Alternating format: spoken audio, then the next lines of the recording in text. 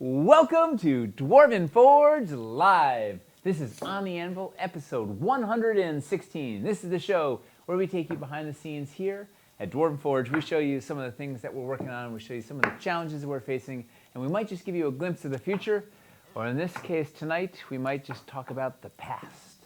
Tonight we're delving into, dissecting our Lowtown Kickstarter. We're discussing our internal team Postmortem on the Kickstarter.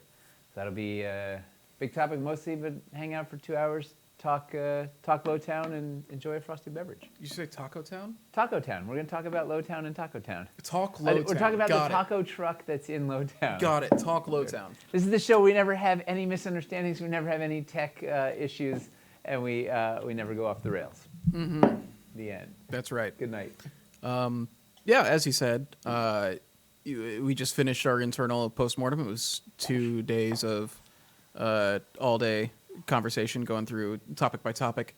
Isn't it amazing how exhausting it can be to talk for 2 days straight? Yeah. So if we seem a little out of it, that's why. We've been meeting since 10:30 this morning. Yes. Boom, boom, boom. That's early by DF time. Yes. That is true. I guess we generally start days later than most businesses. Artist hours, yeah. Artist hours, yeah. Yeah, so generally what we're going to do today is go through kind of topic by topic and just talk about what we gleaned from it. And then about an hour into it, we're going to have a giveaway for a $50 Dwarven Forge gift card, as usual. Woo! Who's eligible for that, Chris? Everybody. Everybody wins. We want to hear, your feedback as we go section by section. That's one of the wonderful things about this channel. I feel like we already did. Community that we have. I know, but we want That's more the of point. it. We can never a big part of the postmortem is collecting, hearing what you guys have to say. But we want to hear your, hop in the chat. We want to know your feedback on how we interpreted your feedback. We like interacting with you. Yeah. Yeah. We have a feedback loop. We'll talk about. You can give us feedback to how we talk about your feedback. Yeah. It'll be awesome. Whee! Yeah. What else are we doing? That's basically it. Anything else? If you're, I think we're basically planning on that. Well, we also might have time to answer questions about Pledge Yes. Manager stuff and all that. That should be our best. If you've got Pledge Manager questions, definitely let's queue them up after we get through the postmortem. I mean, we could easily take and more than the 2 hours. If you're new here, feel free to jump in. Everybody is welcome. Just be nice. I mean, everybody has to be nice, even if you're not new here. But or a general guideline. Only you gotta stick around for a while. Once you get up to 60,000 channel points, you're allowed to be mean. You can be surly. Yeah. Like Finley. There's way too many people with 60,000 channel points. At this, we have so many people who are in like the hundreds of thousands. It's not good. Finley, I'm using an example because you're the opposite of surly. It's a joke. Yeah. So it's basically it. We got a couple news items to hit on before we get there, and then we'll get into the postmortem because there's a lot to discuss. Woo! Woo! It's the news. It's the news. My favorite thing about this is we always have new people. There's always at least one new person in every stream who has to experience that for the first time. Every time. We can't change it now, though. It's the thing. Random viewer, but I purchased a couple of the basic sets. When will these sets be back on sale? Quality is awesome. I want to purchase more. It depends on the sets you're talking about. We have restock lists. If you look at the main site, you look up at the top. There's a tab for restocks that'll have a drop-down menu for the 3 upcoming restocks that we currently have planned. Which actually, that's the first news item. It's a good segue into our first news item. Yeah, the first news item is actually we have a list up for. We have a list up for the reserve release that we're doing on June 14th. So that list is up. Reminder, reserve release is different from a full restock. Full restock, there's hundreds of everything. The plan is for those to stick around for months. Reserve release, it's us deciding like we don't need to hold on to these like replacement sets anymore. So it's like a handful of hundreds of them. So they generally go very fast. Ugly. Yeah. As far as basic sets go, though, we try to keep core sets in stock year round. Try. Sometimes they sell it faster than we expected, and it takes like a couple months for something to get in. But if you have questions about specific sets, people on the Discord are absolutely willing to help. Just the basic dungeon crawler, hallways, and floor tiles. Got your email on the restock, but the site didn't really show anything. Interesting. We've got basic dungeon crawler. We have a lot of dungeon sets that should be in stock if you look at the core sets and everything. Yeah. Purchased a Stone Prison bundle to get started. Got it for your birthday. Excellent. I'm really happy with that initial batch of bundles. Yeah, look, the Stone Prison bundle should be in stock, and that's a good collection of core dungeon sets. I think Fissured Palace might also be in stock still. I think all the sets that make that up are still around. But yeah, dungeons, there should be a good amount of stuff. There is also a lot of stuff on there that is going to read as out of stock because there's a lot more sets than we actually need to have on there, and we're still working on cleaning that up. But dungeons, we should have stuff going. What time does the reserve release go up on the website? Probably noon. Probably. Get on the mailing list. We'll let you know all about it. When we get closer to it, we'll send reminders. Yeah. We usually do noon Eastern time, so I'm expecting it to be that, but we haven't like officially said it. Yeah. Is that everything? Holy moly! Hype train started. Yeah, people are being nice today. Hey, I have a random piece of news. Was that your question about news? Yeah, go for it. Do your news. We got maybe we do this at the end of the news. We got some water overlay. Oh yeah. Test prints. What else do we have on news? A couple real quick things. Yeah. Our friends at Broken Anvil have started a new Kickstarter. This one is specifically about paints, a set of mini paints. So if you're if you're an avid painter or looking to get into painting, might want to check those out. It's like 40 paints for $130, which is cheap by mini paint standards. It's a pretty sick deal, and expensive by normal human standards, cheap by mini. And when you look at like the promotional minis that they post and everything, like they've got some talented painters. So I'm expecting the collection to be pretty good. I'm assuming that they're gonna know what makes a good paint. Color. Color. A lot of pigment. Yeah. How many pigment can you get in that bottle? Yeah. Pigment per inch. Oh, the viscosity. PPI. It's an important measurement. And then I wanted to actually talk real briefly about some stuff going on the YouTube channel that I think might be exciting. We did a Shatterpoint unboxing last Thursday for Star Wars Day. Illegal. It was a fun bonus thing. That's not generally what we do on the channel, but AMG was kind enough to, or Asmodee was kind enough to send us some Shatterpoint stuff in advance, and we're making a sci-fi set soon, so we thought that was really exciting, and we're working on building out the models now. We started, Hamster started painting them on the Hobby Hang, and yeah, we did a little unboxing on the channel that was just like kind of us experimenting with doing that kind of content. It's just a fun time. The game looks really good. I'm excited to start playing it and get a feel for it, and we'll probably do a Forge report on it once we get the rules down and have working minis. Shatterpoint's like a skirmish style game with Star Wars characters. Yes. Right.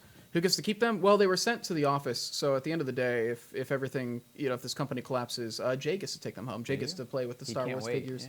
Yeah, he's super excited. Do you want to tell them about the illegal nature of the thing? We got them illegally. I think we're fine. Okay. It's more fun to me to just kind of leave this to leave it vague and make people think that we did something shady. No. We live on the edge. Every day. YouTube Shorts. YouTube started doing a thing like over a year back, I think. They started allowing like shorts, which are vertical videos meant for mostly looking at on your phone. We thought, oh, this could be a fun thing to do like different content. We didn't do it for a long time because they shared the same video feed as standard videos, and we didn't want people to go and like look for getting started videos, and there's just TikTok like style 5 videos of it's like TikTok style, Instagram story style, and we they split the feeds now. So shorts and videos are on different feeds. So it's like, cool. It's not going to clutter it up. We have this content that we've made for social media and stuff. Why don't we go ahead and put it on here? So every Sunday I've been uploading one of these social videos that we've made that I think would be a good fit. They're generally just funnier, or they're either like charming or just like interesting little stories, like Eli talking about how a rat messed up one of the pieces. Are we charming? Stuff like that. Yeah, we're a little charming sometimes. Ah. So yeah, it's just little things like that going up on Sundays, basically, until we run out of the backlog, and then they'll go up whenever we make one. It's been fun. It seems like people have been enjoying it, which is nice. The last one that went up was that video we did at Adepticon of Hamster putting away the table build, just throwing it all into Like the a suitcase. madman. Yeah. So yeah. Woo! It's exciting. I think that's basically it. Oh, and Pledge Manager is open, and all the invites should be out. Oh, yeah. If you've not gotten your Lowtown Pledge Manager invite, please contact customer support. Also, late pledges are open, so if you missed the Kickstarter and you want to take a look at it, we're leaving it open. So if you go to the Pledge Manager, if you go to the microsite, you'll be able to get a link to the Pledge Manager, and you should be able to just walk in and get stuff if you want. Just stroll in. And You should be able to just walk in and like start setting things up. Mace has posted it in chat as well. We had we've had about close to 30% of the people have completed their pledge, and there's still like 700 people that haven't even opened the invite email or something. So Yeah. we got a great, I mean, the some main thing people is are early. any late pledge we get is a pledge that we didn't have before, and it's not really. No, there's 700 people from the that pledged in the Kickstarter that didn't even open the invite. Woof. Yeah, Yeah. if you haven't gotten your Pledge Manager invite yet, please look for it. If you aren't able to find it, contact customer support. They'll figure it out for you. Yeah. Yeah. That's a lot. And if you need help, we're always here. The Discord is super helpful. The forums are helpful. We will help you figure out whatever you need to figure out. Agree. Yeah. And we closes on June 2nd, so you have Yes. until June 2nd. And also, just in case you haven't used Pledge Manager before, when you go to checkout, it will charge your card. It's just like the store at this point. So it's not like Kickstarter doesn't wait to charge, so you get charged when you check out. But you can also unlock and charge again with a different payment method if some people want to pay it, split it on two things. I You can put do together a video that I was hoping would be very thorough and cover like all the general questions people would have about it, which you should be able to find. Thanks for the quad landmark pledge. Yeah, we didn't know that was happening. That was like a last minute decision because we realized that the software wasn't letting us put the pledge levels in as add-ons. So like we wanted people to be, we can do it manually for you. But we Real figured, pain. you know, probably the biggest use case would be people wanting to get like 2 doubles or something. And so we were like, let's just make a quad landmark that should probably cut down on how many times we need to go in and like manually change things for people. I wonder if anybody's. yeah. I wonder if anybody's taken it. Probably. I mean, a couple people have said thanks for it, so I think that's that right? genuinely what some people wanted. Some So people asked for it. yeah, yeah. I think that's basically it. If you want to get down into the Yeah, let's look at these. get into the main action. So you can Oh, see the overlays. You see what? Oh yeah. I forgot the overlays. Yeah. Yeah. Is that what you're saying? Yeah. Yeah. Let's go. Do you want me to get a water terrain tray or something? Yeah, I guess that would probably Which help. which one? Whatever you can find. We'll take any of the new ones. Okay. Step this down. Boom. All right. So this is a first pass print test on these things. So let me show you what. So the first thing to be noted. Oh, let's get it in focus. First step. Focus. Okay. So these will ultimately be on clear material. Right now, this is like a mostly opaque, I guess, vaguely translucent piece of plastic. So they will be on clear acetate, and they will not have. This was Janet's guideline. They will be die cut and won't have that. So we're just testing, see what's worth. But then we'll get the gray. When Chris gets a tray, we'll show you how. Oh yeah.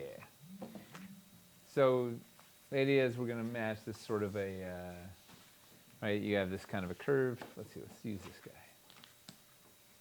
Let's say we wanted to build a little canal. We could take this and you do something like that.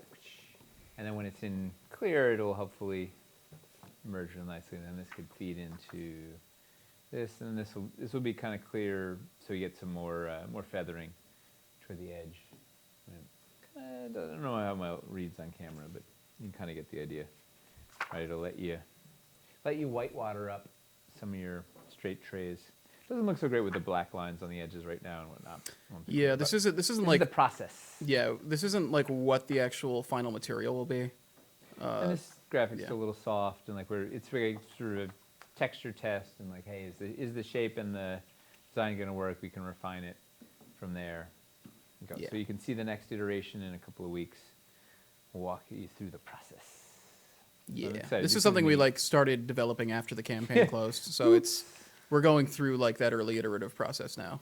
But what's neat too is you can take 4 of these and put them around and build like an island on top of the whitewater or something. I'm excited. They're gonna be fun little bits when we get there.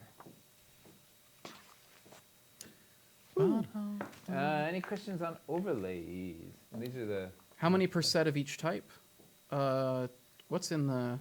I think it was 2 and 2 and 4 of the little guys.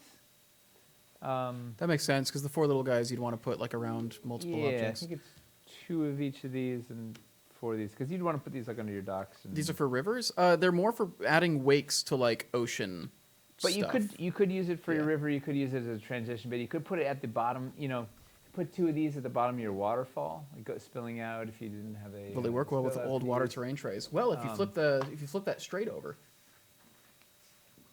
we've got one of the old. Oh, the river. Yeah, we got the old river. Use this to create some turbulence going around the corner of the river. It's gonna look better when they're clear, so you'll. The main thing is, like if you customize this with, if you make these like match like the flow of like the banks that you set up around it or something, you can just gives you like a little more beauty. Some of that displacement. Yeah, it's to make the water angrier. Yeah, like if you take like the cliff water. peaks, you know what? I'm gonna grab that real quick. The little guys, we put like the cliff peak in the river. Yes. Use this. Although once again, it doesn't work so great without being clear, but get the idea. And it's also part of the front of the channel, right? We get to show you the stuff in development, and you get to see how it goes. And yeah, it doesn't actually look like anything here, but it will eventually. The idea is, you can create some displacement around stuff if you put it in the water. Would be on. Finley says 6 small, 4 each of the large. Here's the comp. Right. So not at all what I said. Nope. Yeah. A lot more than what we said. Like that's actually, you're getting a lot more in the pack than we thought. So if this was, imagine the white was actually translucent, then you could. Imagine this is actually on the clear material that it's going to be. Yeah. You could you have a little displacement on it. Imagine it looks completely different. Yeah. Imagine this works. It'd be kind of neat that you can actually turn this into like spillouts or rivers. What was the counts? It's 4 each of those 2 things he's got in his hands now. 6 buys. And then 6 of those little round guys.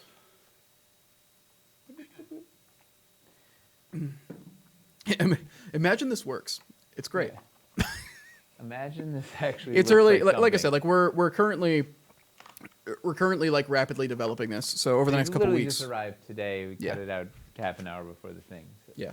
It's fresh, hot off the anvil, as it were. Yeah. Over the next couple weeks, we'll start getting this into something that actually looks like the final product. Mm-hmm. What does that look like with the light panels, or since clear not meant for that? You know what? Why don't we, when we get ones that are clear, we'll put them on a light panel and see what happens. How much was the pack again? I don't remember off the top of my head. $28. Finley's got it. All right. Let's just put Finley on payroll. Right? Yeah. You pay him one. It looks like this, but overlay different. pack a week. Yeah. All right. I think that's basically it. All right. Thanks for watching, guys. We're gonna See you next head week. out. Yeah. See you next week. So postmortem. Yes. So we talked about this a little last week. So what we like to analyze each project after we're done, and sort of figure out what the things we really liked and what the things that we think we might want to approach differently. And it's a chance to just get together as a group and talk through it. And we don't spend as much time sort of congratulating ourselves on our wins as maybe we should. A lot of it's sort of focusing on like, hey, what are the things that didn't work or could have been stronger or people didn't like or pain points on our end or whatnot. Because we want to change, right? We want to make our process better. on our end, and also we don't want to keep repeating things. If we're doing something that's driving the backers crazy, like we want to change it. We don't want to keep doing the same thing if it's bugging you guys. Yeah, I mean, genuinely. So that's why we tend to focus on the stuff that's not working as much, because that's the stuff that we need to massage more. I mean, yeah, like we did like a massively different structure in a lot of ways with this campaign, and almost all of it was based off of taking what the common complaints were in Wildlands and like what's a structure that will address as many of these complaints as possible. Like is there a way to kind of hit all these notes at the same time? And so we did something super different. And it worked, right? What's exciting was this was sort of, I think this is the first postmortem where it just wasn't a deluge of disaster. Not that there were previous ones were like full disaster, but no, it was like there wasn't a ton of external feedback to be addressed. Like we kind of know what our major pain points are internally, and of the external ones, there's a couple of things that you just can't, we necessarily can't change, and the ones that are, it's like, okay, yeah, let's focus wherever. So it's a pretty. The thing that was interesting we're kind of hitting a good groove. 10 Kickstarters in, we're figuring it out. The thing that was interesting too, what am I thinking? The thing that was interesting too was those internal pain points that we knew of and brought up ourselves. Almost all of them like mapped extremely cleanly onto the pain points that were coming up in backer postmortem stuff. 'Cause on both the forums and the Discord, basically, I set up a thread where it was like, "Hey, please leave just like detailed thoughts about how you felt doing this campaign," basically. And so you broke all that down, and I was like, "There's a lot like all the repeating themes, all the repeating pain points that were coming up from backers." Actually, like basically matched up with the pain points that we had internally as well. So it's like cool. It feels like we have a couple extremely clear things to work on and address that are going to take care of both ours and backers' concerns. And also, we've been working really hard as a team to shore up the things that aren't working. So I think that's one of the reasons this one, I think things were working so well, is that everybody across the board has made a concerted effort to try and improve our process, and knows where the bodies are buried, right? Knows where the previous things are, like, knows what to avoid going in because we've figured it out. We've done it a bunch. We've hit the electric shock button enough times to know it's going to get it. So what do we? What was the order with big picture? Start with, or yeah? Do we want to go in the exact order that we did for the thing? Well, why don't we at least start with big picture? And it's sure, like because that's I always like. Yeah, I've got the topics that we broke up the thing by written here. So I think the big picture. We are super happy that we had, we raised a whole bunch of money. We made something we're really excited with. Like the system is we hit the design goals we set out to do, right? Mm-hmm. Creating character with modularity, right? Breaking the box, doing verticality, allowing vertical gameplay on a whole nother level. Like I think we accomplished all our design goals. We had a bunch of people show up and get really excited about it. We didn't have major unforced errors. We were able to get all the materials out early so that people didn't have a whole bunch of I want to say dumb questions, but like questions that we should have had answered out there. We executed it pretty smoothly. We fundamentally just feel across the board pretty damn good about the whole thing. We still continue to struggle to get new backers a little bit, right? We had 385 brand new backers or something, brand new to 325 brand new backers, which is it's a good number, but it's not. It would be nice. Oh, meaning like they had never bought anything from the web store either. That means new to Kickstarter. Have literally, as far as we're aware, have literally never gotten anything. They're not from us in our before. system. Yeah. Wow. That does mean that over 10% of the backers were people who had never gotten Dwarven Forge before. Which isn't nothing. Yeah, it's not nothing. Well, it's also because our backer count. But that's also because our backer count was lower than we were hoping it would be. We managed to actually have a full-blown website to support this thing. Like the microsite was like a full store, like crazy repository of information, and it hopefully made that the backer experience better. Like I think that was one of the things I think we delivered one of the best backer experiences in terms of actually what you're getting, trying to understand what you're getting and figure out what to get and how to run that stuff. Yeah, that was one of the things too that I noted was the microsite got basically completely universally positive like feedback. I mean, how could it not? Yeah, there was really Yeah. there was really no complaints from anybody in the postmortem about the microsite. Because Letitia's a mastermind. Yeah. It's like, the only complaint is like building it. The only complaint was hell how of a much work it challenge. was. Yeah. Internally there's some. But Yeah. from backers like the microsite was constantly praised. Yeah. We tried a brand new approach to stretch goals, and it seemed to be a resounding success. Maybe a little complicated for some people to understand earlier on. Maybe not well. Maybe we didn't, not visually explained as well as it could. But I think fundamentally the system, hard to know because we haven't actually run it yet. Like people haven't actually picked all their stuff, done it yet. But fundamentally, it seems like it was. People liked it. Yeah, the complaints that we did have, that we did get about it, generally were more like wanting us to still keep the system that we tried out this time, but just tweak it going forward. We generally got like very positive reception on the direction that we moved with it, and it's just kind of about tweaking the specifics. Yeah. Very proud of the sets, the component sets that we put together. Like it was sort of the most well vetted, well organized collection of sets, then feeding into a really fun collection of pledge bundles. Maybe too many pledge bundles. We didn't realize that there was going to be such a demand for having everything. Like people want a completionist or all this stuff. We had the unpainted sort of. It got messy with the unpainted. That's like something we're still trying to figure out how to crack it. Right? It was really clean with painted, where you could just swap anything you wanted, but unpainted just starts to go off the rails. Yeah, the problem with the pledge structure we chose was that we basically had to choose either painted or unpainted was going to work out super smoothly with like a consistent price point. And so because painted is what most of our backers go for, we're like, well, if one of them is going to be easier to like understand, it has to be painted. Yep. Yeah.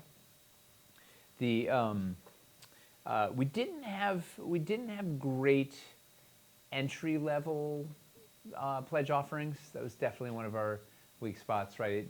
You get there and it's like, well, if I'm not going to spend $5.90, I'm not really sure what I'm getting. So that's something we're working on. What were the other big picture? The other big picture things. Yeah. I think scope is Oh probably. yeah, scope was too big, right? That was kind of a driver across the board, both on our end executionally, and then on your end, both in terms of budget to get everything and just sort of wrapping your heads around all the stuff, right? Having to watch 6 hours of walkthroughs to understand all the pledges and have to go through 200 pieces and 100 sets and whatever. It was just the scope was too large across the boards. Rabbit's got a question, Yeah. which I think fits well enough here. Did having to use component sets to create landmarks and districts cause any issues or any restrictions in creativity? No, nothing that wasn't worth it for sets that are going to work really well for the future. There's always some constraints, but it's nothing that I don't think it hamstrung us at all. And the best part was we really vetted the sets like we've never had before. Like these, we were able to refine the set compositions by building a whole bunch with these specific sets, and we had design goals for the sets for the first time ever. And I think they're going to be the strongest sets for you guys. We also got, once again, wonderful feedback, right? That's one of the things we absolutely love is we get feedback during the campaign, and we're able to make some changes during the campaign based on that feedback and make the stuff better. That's a good question, Rabbit.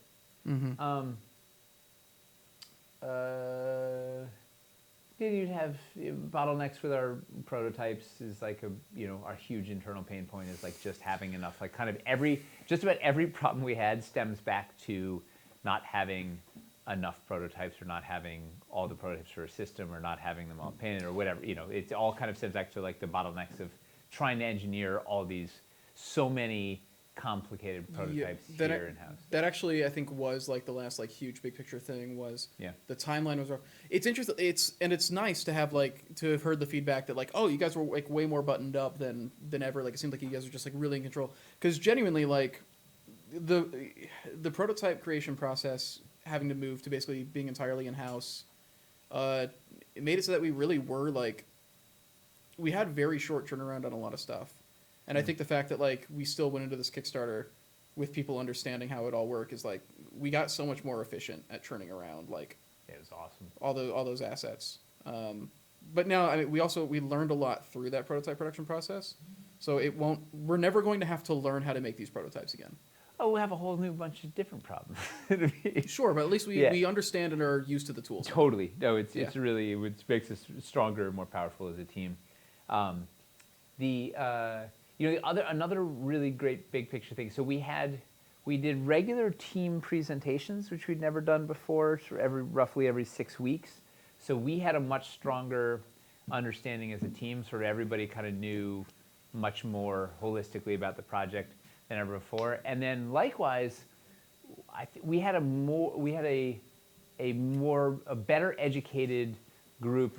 You guys were so armed with so much more knowledge going into this thing than ever before, right? A combination of all these OTA streams and the email blasts and the microsite dripping stuff out ahead of time and having all the video content at launch meant like you could be armed with everything you need to know on day one, assuming you could slog through 4 hours of videos on day one or whatever. But it was we had so much early information in such a way that I think it really benefited the campaign. Yeah, I think we wound up having 6 hours and 40 minutes of video altogether, and that was not counting the Pledge Manager videos. I think there's a lot content. But yeah. Yeah. So it's like I think that was a huge success. Like so previously we had our cards very, very close to the chest, and this time there were pretty much all the cards were on the table except for the water wheel.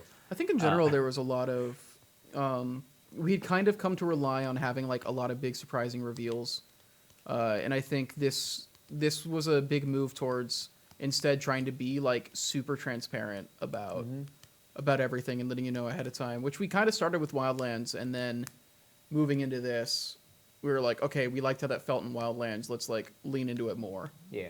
Well, and that's for good or for ill, we've dropped a lot of the pageantry and drama and fun reveals and whatever, and sort of a lot of it was just like we're going to show you the process, we're going to launch the thing, and we'll have it and go. And it does take some of the there was a lot of the fun and nonsense of some of these big reveals. Like Dread Hollow Forest was like a whole hidden thing in Caverns Deep, where it was this entire giant biome at the end of a giant Kickstarter, and some of that stuff. But we've let a bunch of that go, and so yeah, maybe it's a little less spicy, but it's easier for us in terms of our actual execution and just sort of being able to do these things a bunch. Oh God, I had something. What were we just talking about? How awesome we are? No, what did you just say? Pageantry, stretch goals, reveals, drama. Yes, yeah. A lot of it too that we were talking about was also the nature of doing like a cities campaign too. We held onto the water wheel because we knew like this is going to be like a big deal. I think the reality is we just found that we had less room to put showpieces like that in because there were so many systems that like required like building blocks, and we couldn't really hold back. Like we couldn't hold a scaffolding piece back to reveal it. Like all those systems, we had to have everything out there at the beginning so it would all work. And that was the problem. Like that was actually going back to Rabbit's thing. One of the problems with the component sets was it meant we kind of had to lock stuff. It was harder to just like you couldn't add stuff into the sets later and shoehorn the stuff in and whatever. Like you kind of had to have it all locked at launch. So it didn't hem in our creativity so much, but it did sort of hem in our ability to do reveals and stuff because we kind of needed to have those sets sorted out so that it would work and whatnot. Yeah. Generally. Yeah. Any other big picture bits? Any big picture bits from you guys? Anything we missed from the outside?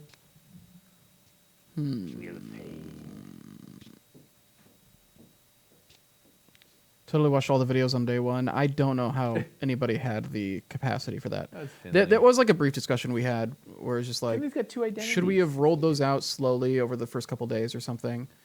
But we wanted all of the hands-on stuff there immediately, and then maybe we just shouldn't have set. Maybe we could have just left the walkthroughs unlisted at first on the product pages, and then drip those out a couple a day or something. I don't know. This is a neat one. Blinken bull mark? What can we? Blinken bubble mark? What? A cheat sheet. They would have liked a cheat sheet for what each landmark was, right? This is an interior black and blue thing mark, with yeah. dressing and dark roofs, or this is a whatever. Like, because we had those, we didn't ever actually put it in print, whatever. But each landmark and district had a design principle of like, okay, this is going to be a field stone thing. This is double high. This is whatever. Like, there was a number of things that we kind of wanted to do, but wound up just not having the time to do. And I think if we had had more time, I think that probably might have been something that we would have done. Was make some sort of landmark and district guide or something. yeah, a little break. Yeah, tour guide for the. A tour guide is actually a phenomenally good name for the. That's probably what we should have called the Peace Catalog. Grimoire doesn't really make sense for this. For Hellscape, it did. Yes, it felt very weird to me to call it a grimoire. Yeah. I'm like, I don't know what. I wouldn't move into I wouldn't move into a neighborhood where they built things from where the architects were using a grimoire. Well, you're missing out. Okay. That neighborhood would be All right. delightful. Are you planning to market or sell the landmarks in store, or just keep them as references and sell individual component sets? That's the nice thing is we're planning to at least have the landmarks. The districts might be too big, but if a landmark is popular, we can keep that in the store. Like, And the component sets for sure. yeah. Yeah. Yeah. Why'd you decide not to make dedicated roads in Lowtown and Wildlands? We really need dirt roads. You know why? We were. The theory was, we wanted the focus to be super urban, right? We talked about roads and we were like, do we farmsteads? We're like, let's just really keep it like city. Not that you can't build a fishing village and whatever, but it was like it was very city focused, and fundamentally we did 200 pieces of mostly just core stuff anyway. Like, we just didn't have room for it. But yeah, it's dirt roads are definitely dirt roads and streams and meadows, and there's a bunch of stuff. The mild lands is stuff that, like, at some point needs to get made, for sure. Yeah, we got to at some point. Yep. It's a good question. Actually, the next topic is development, and we got a question that I think leads us into that very well. It went down. Segue. Grinning Fool. Yeah. Have all the pack designs and pieces been blessed by the factory? Do you see any major changes coming? So I think one of the biggest things in development that is a huge plus for us is this is the most on top of communication with the factory and pricing we've ever been. Tyler is just killing it. I think he said, like, we went into this Kickstarter knowing like 80% of the prices basically. 85 or 90. It was like a really high. That is like well over half of what we usually, or well over twice as much as what we usually actually had locked in. No, it was so really... there's so much less guesswork, and we were able to predict our prices much more accurately this time than ever before. And we're much less likely to be hit with a surprise like, oh, we actually ended up selling this set at a loss, or this is going to have to get jacked up like a ton in the store, and we didn't realize it, which has happened in the past. Yeah, unfortunately, there's probably not going to be some of those crazy deal sets. Some of these Kickstarters have had sets that were like way underpriced. I don't think it'll be the case in this one. Sorry. Yeah. Thanks, Tyler. Yeah, like we actually, which means that we could make the discounts more accurately than usual, and we just, and also like having the factory produce like some dwarvenite, like produce one of the molds and get us like dwarvenite pieces, and just having like run all of these systems, having run the biscuits by them, having run like all these peg holes and everything. We have worked this out with them, and we are more solid on them being able to produce it the way that we want than we usually are. This is in terms of development. This is the first project that we really had production buttoned up in a way. Like, we were very conscious to design for manufacturing as we went through this, right? From sculpting to the engineering of all the biscuit holes or whatever, to the paint schemes. Like, there was a ton of back and forth with the factory, more so than we've ever done before, partially because we had a bigger timeline. But like, we revised a lot of the paint schemes. We revised the sculpts. We revised the systems based on what could be done, and what could be done affordably in terms of manufacturing. Like the biscuit system went through like 4 iterations before we got to those biscuits, and we really I think that's one of the. I think the dev team has really hit its stride in terms of figuring out how to make things that we can produce on a large scale affordably, right? Both in just figuring out, being conscious of how the sculpt will affect the paint, will affect the price, and how the engineering of additional holes will affect the price, and how, is this a good thing in multiples and whatever. It's just fundamentally like the design process is really sort of hit that sweet spot. It's getting, particularly going into these next projects that we're developing, I'm very excited by how the dev team is thinking, and I think it's just it's gonna make for better sets for everybody across the boards. And it's not, going back to Rabbit's question too, like all these limitations, none of it really stunts our creativity, right? Creativity thrives on some limitations, and when we can particularly if we can learn about the constraints sooner and figure out what the thing is, we don't have wasted creativity. We're like, okay, this is kind of the box we're working in. How do we maximize what's there? And the team is so good at that, right? Of like, Michelle will say, okay, if I have these are the parameters to work with in this thing, I can still figure out 6 ways to use this thing, even with all these constraints around it. Wherever Eli's like, okay, well, if it's impossible to make it this way, what if I cut it up into 4 pieces, another thing, whatever. Everybody figures out very clever ways to do stuff. And same with paint, right? Hamster or Aaron will do a thing, it's 14 steps, and they're like, okay, what if we cut out these 4? Is there, how do we slim this down in such a way that it is replicatable and still looks great? And I really, really think we did a great job with that, and I'm excited how it rolls forward. We'll see. If we can actually deliver this damn thing on time, that'll be the ultimate, because we did all the prep work. It'll be amazing. Yeah, I feel like we're much less likely to hit like development woes or like production woes this time around, just because so much of this was like very carefully done. I mean, almost overthought, right? Like the development team spent so much time pondering over so many little details and nuances and tweaking, and paint scheme tweaking it and retweaking it and adjusting it, and then getting the sculpt and painting it, realizing it doesn't work, and going back and tweaking it so it'll this, and the constant iteration.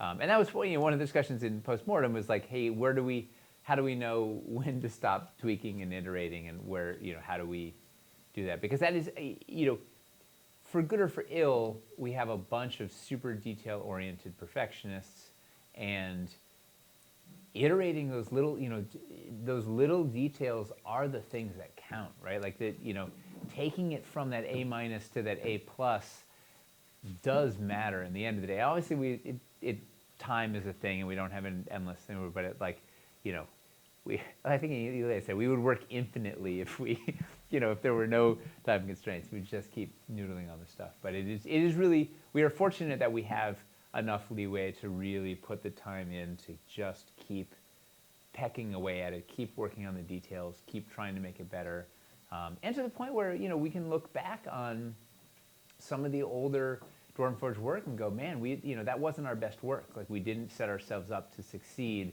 in a way now where it's like we're really rigorous of QCing the work internally and checking all the sides and checking all the details and making sure it's going to work with manufacturing and whatever. And so we can avoid some of the ugly, the original city's magnetic wall or something.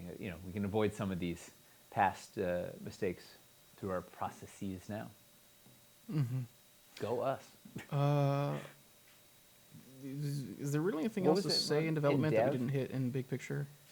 I'm really excited with what Michelle and Aaron are pushing forward on Hightown, and I think we've already Dev is already sprinting down on board games, sci-fi, and Hightown all at the same time, sort of taking all the learnings in this process and moving forward, and it's pretty damn exciting. Yeah. Okay. Yeah, was there Next we've got, what's up? Let's see if there's anything else from Dev. Oh, you know what? I was we I don't know if we talked about it so much, but the biscuit system was a real victory, right? That should have been also in the big picture thing. I think that was our big thing. It took us a long time to figure out how to get to the biscuits, and we tried a lot of variations or whatever. But the fact that we made them and we tooled up some in Dwarvenite so we could actually test it, and it worked, and the ability to do all these balconies and catwalks and weird shapes and stuff together and multi-floor lifts off, like that was like the huge triumph in terms of development. Very happy with how that came together. I think you guys are going to be really thrilled when you get that stuff in hand. The other challenge, besides deadlines and prototype bottlenecks that keeps coming up too, is scope creep, right? That we still that one we haven't actually figured out how to. What are you talking about? I don't know. I've never scoped. Remember how this was supposed to be? And we split this Kickstarter in half, and it was still too big. 200 pieces. Yeah. And no. So I don't know. If anybody has any advice on how to rein in scope creep, let us please send a self-addressed stamped envelope to dwarvenforge.com. That's how it works. We are expecting Hightown to be smaller. Not small, but we can't do this big again. We can't do it this size again. Well, it's just too hard on everybody inside and outside. Yeah. Yeah. But it's hard we hit a point of diminishing returns even for our customers. Yeah. Like there's a certain point where you're just doing too much at once. Yep. Yeah. And it's too much for people to digest, and too much for people to buy, and too much it's just too much to QC, and too much to produce, and too much to stock.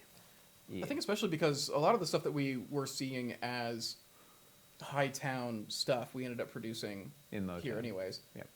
Urban Elevation, the cobblestone. The cobblestone we saw as a Hightown thing, yep. and we did that here. The grass tiles were... Oh, never mind. Beans. I think we already said we were doing that anyways. Yeah, I think we even showed. I forgot. It's like we yeah. we ended up not actually doing it in Lowtown. Yeah. Never mind. Yeah, we ended up showing the sculpt. Yeah, so those are still Hightown, but that's 2 sculpts, so like whatever. No. I'm tired. No, it's a lot. Yeah, the scope is a lot, and it's a lot for for us to handle. It's a lot for the factory to handle. It's a lot for everybody to handle, but it's good. I don't know. So any advice on how to rein in the scope? Yeah. We get there. Yeah.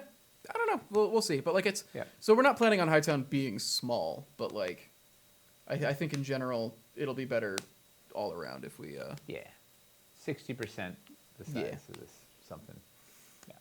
Yeah. Perhaps more Kickstarter projects and then less scope? Yes. Yeah. That's our goal. Whose idea was that? That's great. Amy. You should tell the team. She's the best. All right, let's see. Visual presentation. This includes videos, photos, and the microsite, I think, was also moved in here. Anything that you can look at. Yeah, basically, like, how are we... When you come to the project and you look at it, what does it look like? Yeah. Yeah. Success. Generally pretty positive, I think, yeah. Oh, yeah. I mean, well, first of all, the microsite was the absolute, like, the rock star of the campaign. Right? 360 degree GIFs, you mean? Oof. If we could get to the point where you could, like, move it around and all that. Well, we could do 360 photos. We could, yeah. It's not hard. Yeah. We've done, like, GIFs of, like, things spinning around, too. We did that in Wildlands, even. Yeah. The microsite was just an absolute, was just like the backbone of this thing. To the point where it was like frustrating. The pledge manager was a little frustrating because I'm like, we could show it better on the microsite. Like, why can't we do that I think here? that was the thing with the... Those bundles are just, the landmarks and districts are better on the microsite because you can see all the components set. You can't see what's in the thing. It felt like the actual platforms we had to use were the worst way to show. Yeah. Were the worst way to show the product. Yeah. Yeah. And the having all of our day one video materials at launch was huge success, right? Like people weren't clamoring for, hey, can we have this walkthrough, or can we understand how this works and whatever. I mean, we had a couple that we wished we didn't get done in Urban Elevation, the stuff that we put in the pledge manager. But we had every single walkthrough Like we had all the like Yeah, it's everything, bonkers. and including like some of the first unlocks were already ready for launch too, just because we were like, this is probably going to take off, and we're going to unlock these things like immediately. So those have to be ready. We had once again the photo, the photos and the gifs. Man, the gifs are just such a fun, such a great way to present all this stuff. So we have. Bye, Mace. With the showing sort of new backer education still could be stronger. That's one of our visual presentation challenges, right? Like, so here's the fundamental, the biggest challenge we have in visual presentation is Kickstarter platform itself, right? You have one long scroll, and that's all you got with like basically no tools to support it whatsoever. It's very limited, like what you can do on that scroll too. Yes. Yeah. So that remains difficult. Like just having a Kickstarter presentation, much less being able to show brand new people how it works, people that are new to cities but not new to Dwarven Forge, people who are not new to any of it, big people, like, you have to show so much to so many people, and you have not, there's no way to navigate. It's just really it's just a mess. That's probably the worst part of Kickstarter, is having to deal with a KS page. The other one, one of the other weak spots was we didn't present the visual presentation of the stretch goals was a little hard to follow. Like we didn't have as clean a way. We didn't gem that as clean as we'd like. We'll have a lot to say about the stretch goals when we get to the offer. It was just visually that was like. What else did I have on the list? Teamwork communication.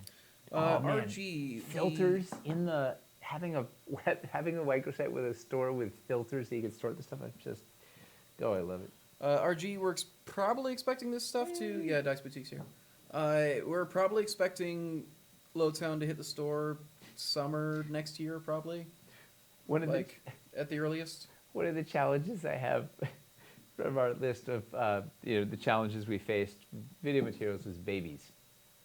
Yeah. So hey, this is a real challenge. It's like on the list. They started moving a bunch of people into this building, like while we were prepping all of the materials, and a baby photo studio moved into the room on the other side of the wall from the production studio. First of all, there shouldn't even be a thing as baby photo studios. They don't want to have their photo taken. Stop taking photos of them. They don't want to do it. Stop posing it. So it's screaming. Honestly, worse than the babies crying or screaming is all of the anytime the shoot's happening, all the parents are going like, yeah, woo, and that's really loud, and so that was like polluting our audio constantly. So like we were losing a lot of time to just like waiting for people to stop cooing at their babies and babies crying and just babies. It was bad. Babies. It was one of the worst.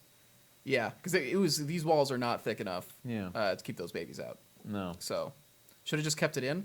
We have footage of what do we have? Didn't Sil record babies screaming? Yeah. I don't know. Yeah. So record a baby scream so we could send it to the guy that runs the building and be like, hey. So they're patching up the walls. The work that we do is sound dependent. So babies. Yeah. Literally anybody else in this building could have been in that room and we'd be fine. But they put the worst possible thing in the room on the other wall, or on the other side of the wall. What else? What other feedback from you guys in terms of visual presentations, or anything you would have liked to see? You know what? I'm asking that question, and I'll stall while you type in some answers. The on the microsite, one of the hottest pages was sample builds, right? Mm-hmm. That was, if anything, one of our big takeaways on this is just more sample builds. Period. Like sample builds, sample builds, sample builds, and it was on our intention list. Early on, it was more sample builds, but we had prototype bottlenecks and time bottlenecks, whatever. But sample builds are like, once again, another all-star. Will there be instructions if you're getting a landmark, how to make it look the way it's supposed to? Yeah, we're talking about having build guides for all the landmarks and districts. You know what page no one went to was the About Us page. Yeah, it turns out you guys don't care about us, so thanks for that. Yeah, so let's just go. Yeah. We'll ditch that one next time. We're gonna get rid of the team since they don't seem to be valued. What else do people want to see? Scale against pieces. as well as showing Dealing. both sides of pieces.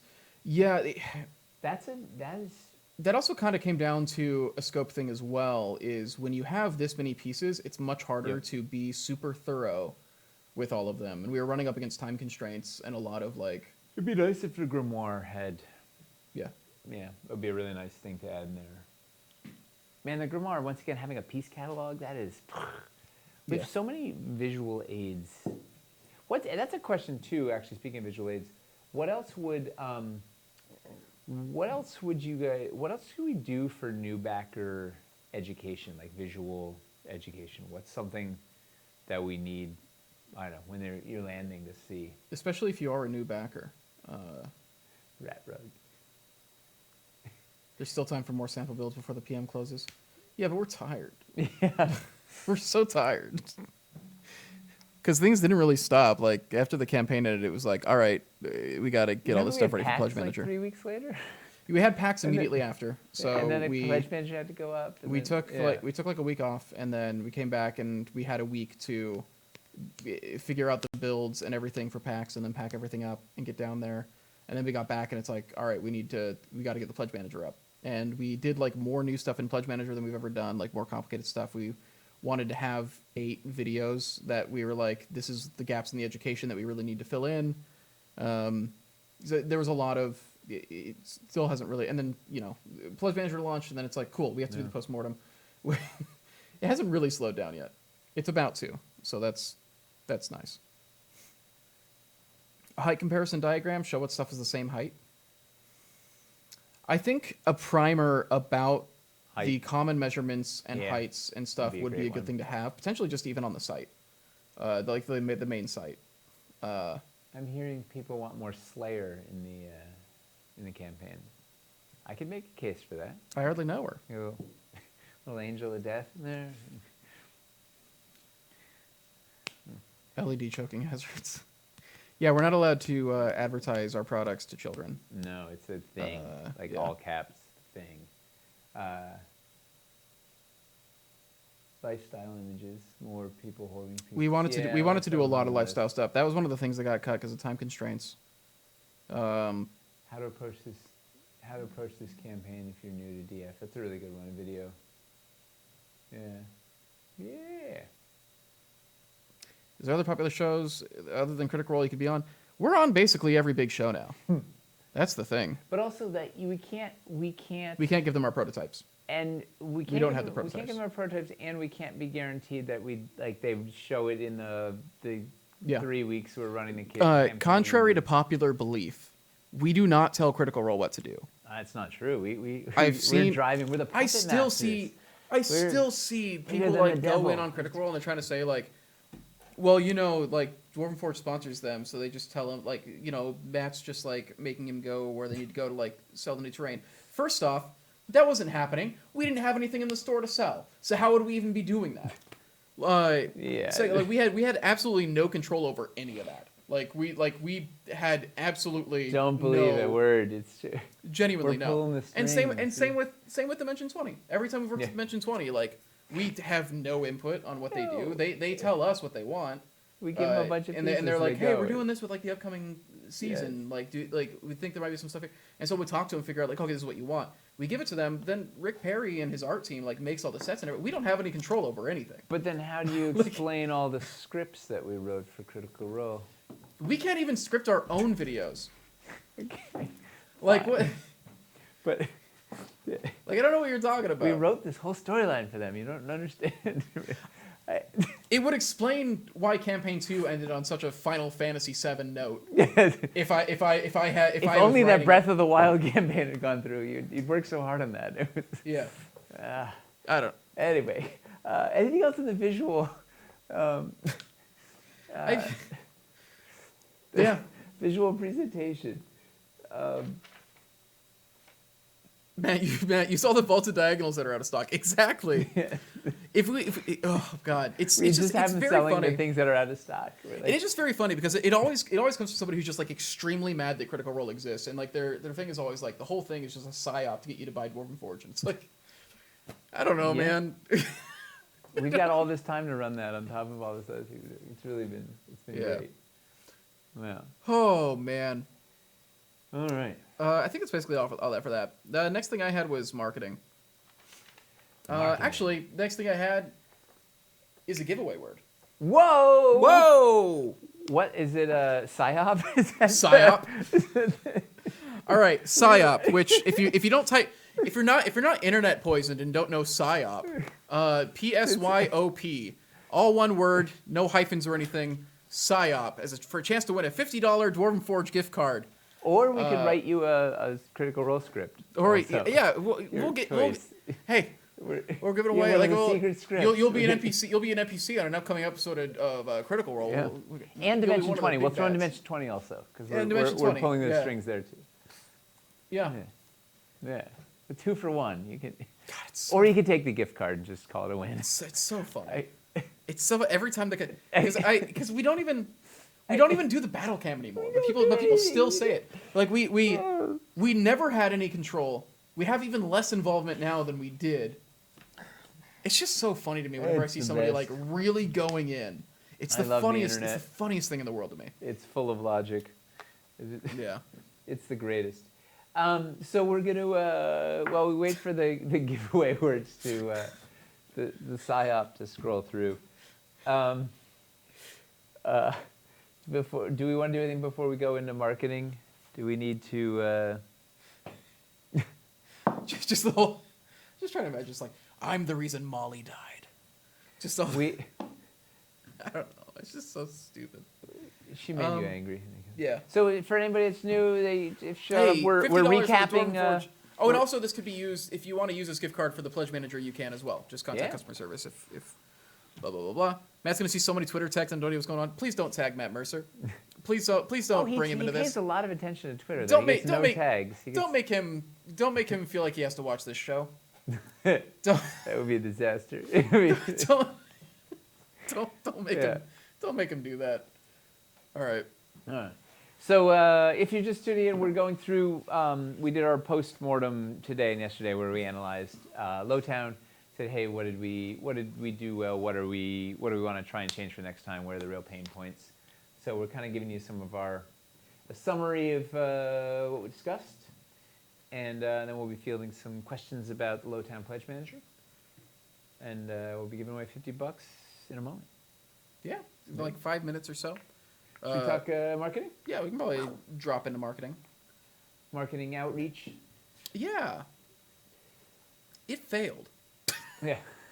Well, it's always. I mean, the challenge. The challenge across the boards is we have such a very specific niche that we're targeting. It's very hard to effectively target people with any sort of paid advertising. Right? Yeah. It's challenging. Even when we paid to like back in the day, before they started charging $1 bazillion, we'd sponsor an episode of Critical Role.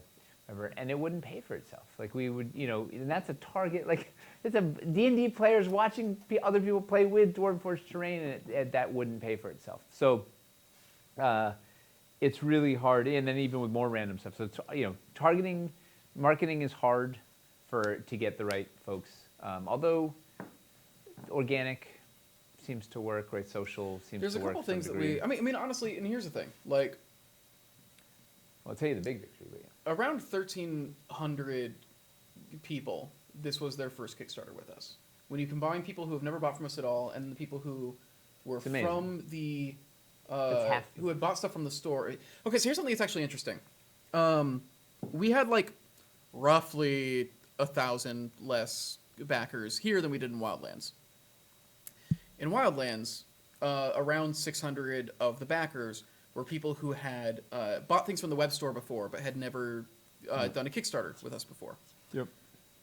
For Lowtown, a little over 1,000 were people who had bought from our web store and not and hadn't done a Kickstarter before, which is a much higher percentage. That means even though we saw like a decrease in overall backers, we had a massive, like a very large, like over 50% increase in people who were store customers before backing. Which what that tells me is to me, that tells me that we had a lot of growth in between Kickstarters in terms of engagement. Yes. In terms of bringing in new people and engaging people who maybe did know us but who weren't entirely invested.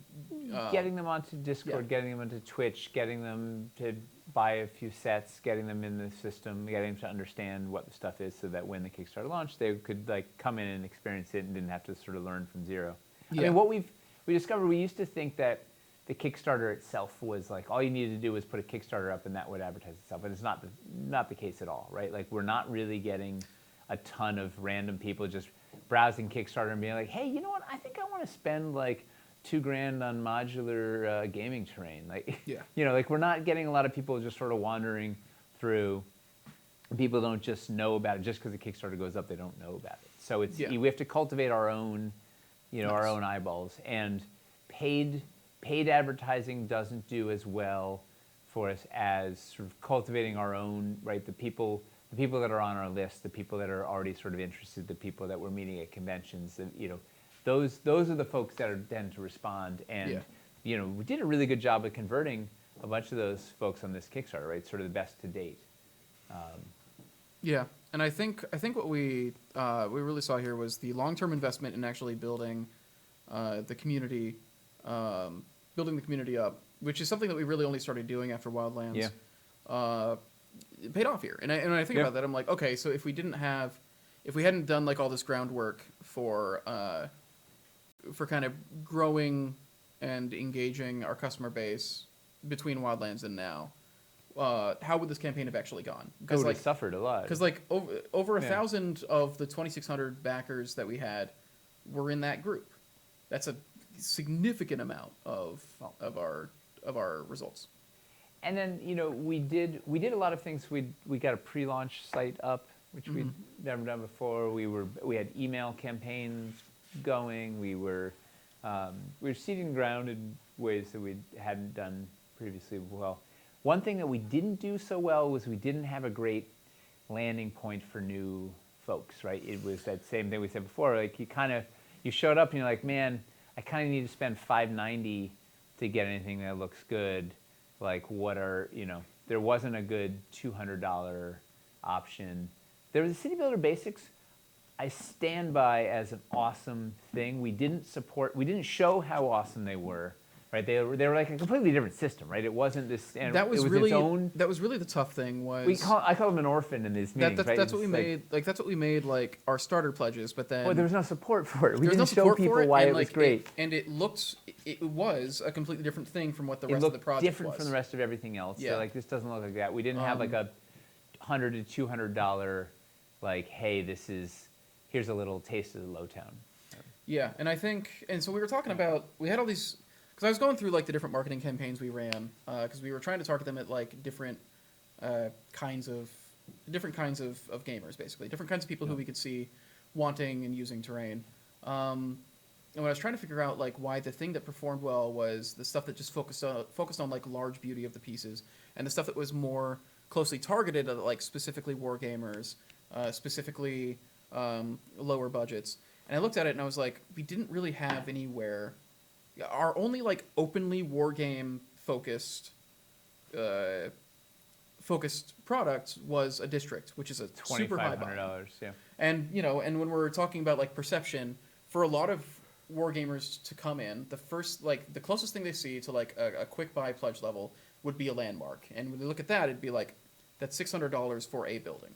Yep. Which to a war gamer, where largely what the buildings they're looking at are for, I need something to block line of sight. Yeah. And they don't, the modularity and aspect, like stuff like that, at least at first, that's not going to be like an initial thought. Yeah, I would just slam a thing down on the table and go and just have it block. Which is something Hamster was talking about. And so I think a lot of that was looking at it, it's like we didn't have good things to convert a lot of those audiences we were hoping to reach into. And yeah, as far as like engaging new people went, we didn't have a lot of the stuff to support them, to support like the conversions. I think another thing too is we had a lot of plans for lifestyle, like marketing content, and a lot of other very specific things. Died. And we ran up Time. into timeline issues because of not having the prototype delays and all that jazz. And we basically had to cut all of our production because you saw like we produced more video and photo content. We Than we ever had focused on before. getting all the stuff we needed, the day one content that was going to help the We people had we knew to would we had to back. cut everything that wasn't Yeah. product shoots basically. We didn't have time or resources to divert away from the things that we needed for listings and for walkthroughs and stuff like that. To then say like, let's set up a shoot that is purely for making ad content. Yep.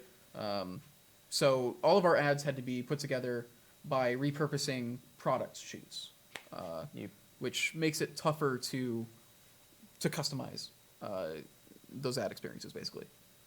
Because we also like we're trying to convince people to give us their time to learn the system, basically, because we're not really an impulse buy purchase very much. We are a slow burn. Yeah. That said, I don't think that it means it's bad for us to be doing outreach. Oh no. But Once again, we got 325 brand new backers. and that's like, really not nothing. If even half of them are new people who stick around and then keep buying things in the future, that's phenomenal. Yeah. Like, and going to conventions and Yeah. meeting people there, handing out postcards, doing the thing, like it's all worthwhile. It's all exposing people to this and letting them touch it, hold it, get the thing. Like, yeah.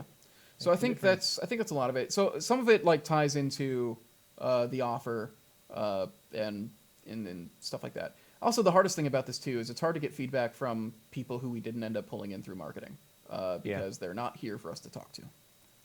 turns out the people that didn't click the ad, we don't know what they. Yeah. The interesting thing though is we didn't really lose money on the ads though because we were actually getting pretty good like web store sale conversions off of our Kickstarter ads, which was That's wild. I think us Yeah. people coming in because that was one thing that we were doing was we were saying like, hey, if you want to get a feel for this stuff, go grab one of these original starter sets and see how it feels, see if you like it, then maybe get in the campaign.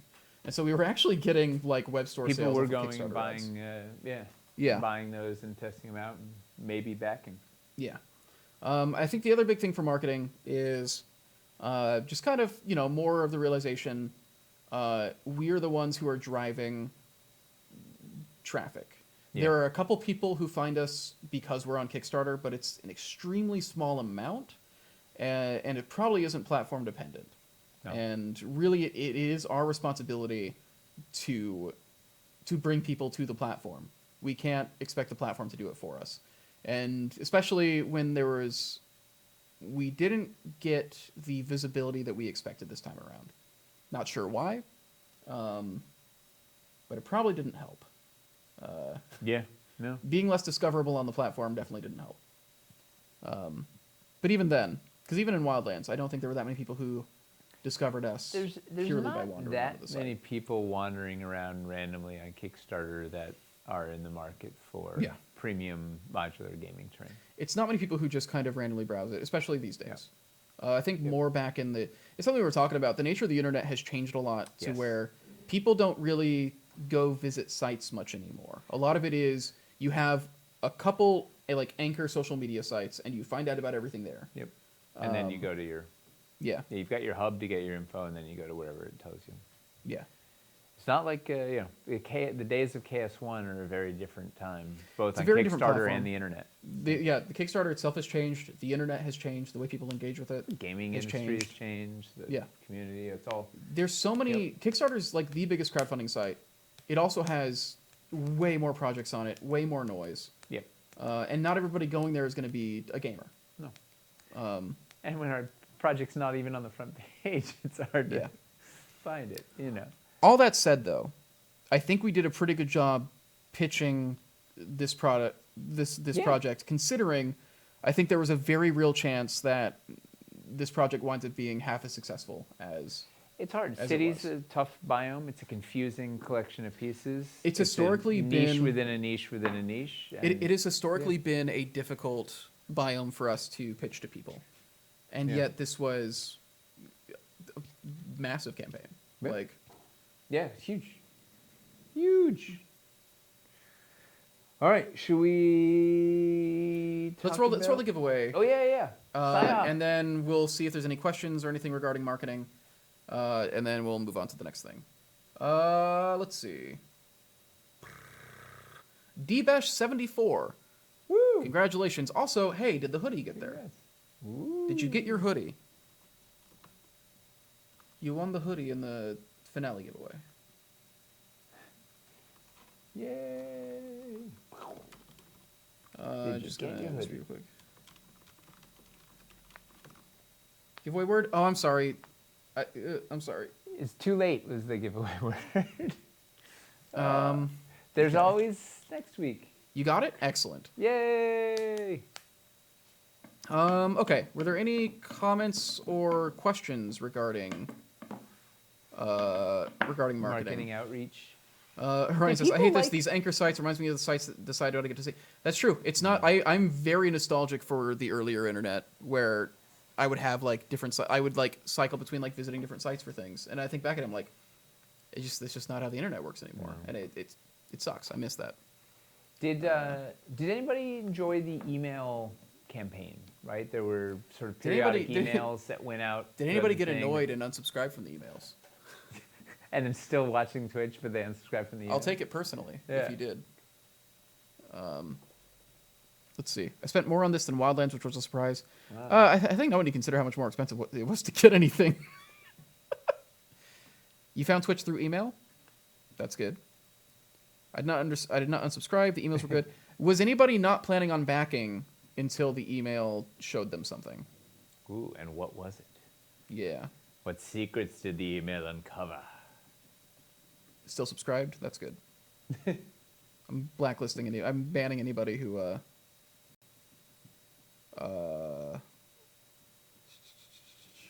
You're banning anybody who that's subscribed. it. If you don't want to listen to us, I don't want to listen to you. As awesome as Cult was, it's just not as eye-grabby as Wildlands. I mean, the reality is when we did Wildlands, nobody had done trees and stuff like that before. So it was different in that sense. I think Lowtown, it's harder to sell the modularity in a still image as much. Oh, in the latest KS updates, I like having things more specifically from different team members, like personal touch. Yes, that was a glad cute, you- fun thing. We're gonna keep trying to do that. I was just watching what I couldn't afford come through my email. I live by email now that my work blocked Discord. Oof. Let's see. Work block Discord is getting in the way of productivity. I think if Cult Photos on marketing had the blink stuff of your other products, that would bring more people in. We didn't want to put in things that they couldn't get, though. I think was the main But thing. maybe we should. Maybe. Yeah, I don't know. It's. I don't know. I didn't want to sell people a false fantasy. I think we did have a couple of the Wildlands mixed photos in there, actually. We had a couple of. We did. some Yeah, we early, actually had Wildlands Yeah. photos mixed into the marketing campaigns. You guys are doing Reforged Wildlands. Yes, and we'll use a bunch of Reforged. Wildlands highlight stuff for that. Should we talk about the offer? This is a juicy one. Mm-hmm. This is Offer? the final. I hardly know her. This is so big picture on what we actually offered. So I think the at least for us internally, the component sets were a big success. Like we were saying before, I think the most well thought out, buttoned up collection of sets. That being said, we still made tweaks on some of them, and we got to add some. And that's one of the things I love is being able to take the feedback and adjust the campaign for the better. It's something we mentioned today in the thing too. We need to we always need to make sure we have some room in there to adjust and take some backer requests. I think the landmarks and districts were pretty well received, and I think the idea is strong. There's the two big challenges we have are one, unpainted pricing, right? Not having the same pricing for painted was fantastic, right? You can mix and match. Unpainted is still a challenge, and roof color. We didn't know roof color would be such a big, divisive thing. So trying to figure out how to kind of offer bundles that make a thing but let people choose their roof color or something. Well, I mean, it's going to be a whole other problem with, I don't know what we're going to do in Hightown because roofs, people have a whole bunch of roofs now between the old roofs and these modular roofs. And I don't know, we'll figure out what to do. Do we just put a bunch in the store and say, like, don't know. here's the roofs you should get if you want to roof this thing? Yeah. Do we Show do a the problem reprint? with castles, we launched castles with these castles that didn't have battlements and they looked terrible. So, like, Yeah. I don't know, we'll figure out when they get there. But the, There's ups and downs to both. Oh, Yeah. here's a fun thing. Here's a fun fact, though. In Pledge Manager so far, the roof colors are split basically exactly 50-50 in terms of wild. what people are buying. So that's very the funny. roof wars are evenly matched. Yeah. Oh, you know, so I think that was the two big surprises were sort of that roofs were so contentious and also that people wanted everything, which we mentioned earlier, right? Just fact we didn't I think in general the districts are supposed to be a guide, not like, oh, you need to get this, like, Yeah. go down this checklist and get all this stuff. And I think in general we were surprised at how much people were treating landmarks and districts as though they were encounters. Yeah. As though they had like the importance of encounters. When what we wanted to move away it's just from. a recipe. This is like, hey, you could combine these pieces this way to do this thing, or these pieces this way to do this thing, or these pieces this way, and we're combining it in a bundle so you can one-click it and go, but you also feel free to build your own thing. Oh, that was another one.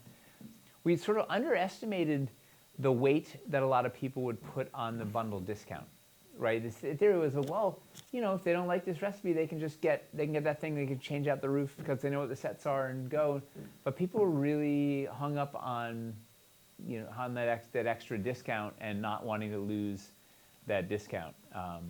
It's So that interesting was- because in the grand scheme of things, when you factor in that like there's basically already a 10% discount across every set already, and then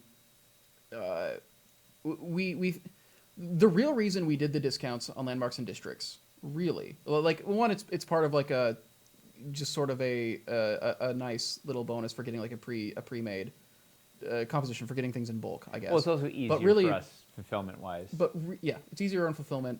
But also, like it let us actually make them the same price instead of being like a couple dollars off each, so we can make them pledge levels. Otherwise, it'd be an absolute mess. Imagine if they were all Trying to get them to be the exact same price No, we need a little wiggle without room. having any sort of Yeah. discount. So that's why so the discounts were like a little bit. They were like a little bit different by a couple dollars here or there, but it let us make everything an even $590 or an even $2,400. Yeah. So yeah, and we didn't think people were going to get hung up on like, because we were like, yeah, you could just swap a thing out. And they're like, but then I lose the $15 discount. And it's like, we didn't think it was gonna. We didn't think people were gonna be that hung up on it. Yeah. But you know, it's Dwarven Forge stuff.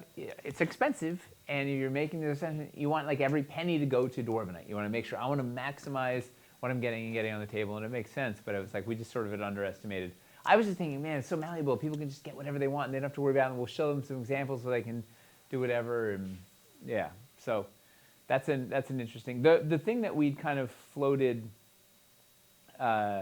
today was not do a significant bundle discount. Have a little bit so that we can have a little bit of wiggle room because it's hard to get those bundles to be exactly the same price, but get it so it's a little discount that doesn't scale radically as you go up, and then put more into the stretch goals. Does that seem exciting? I think the problem. What? I think the problem too, though, is just the fact that like, I think people aren't viewing the stretch goals as.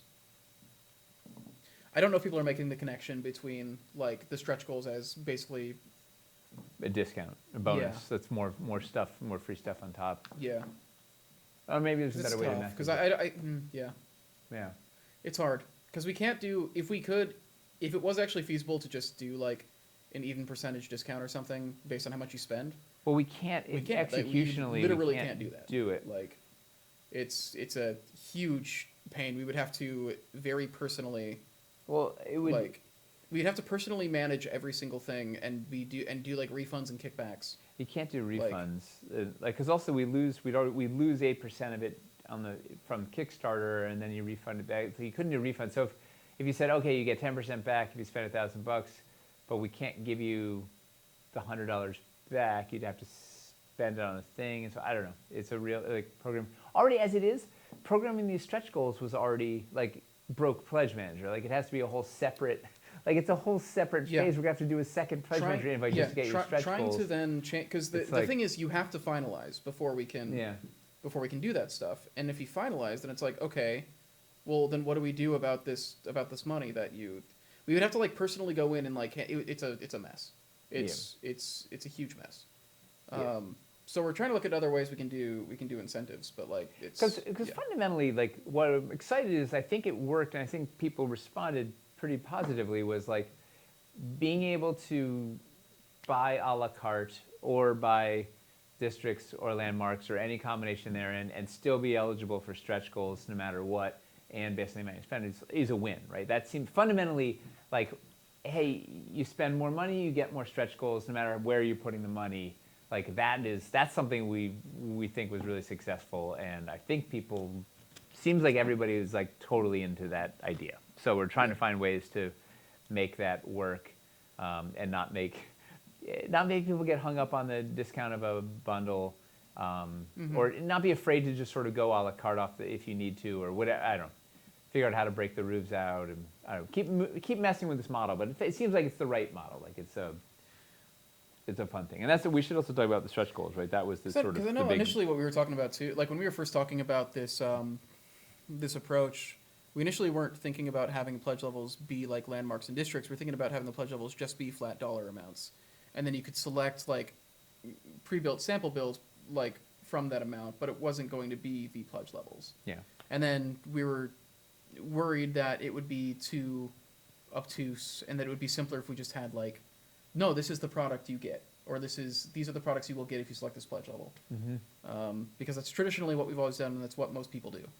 So it's easier to see. Like a bucket of Legos is harder to visualize than when it builds a thing.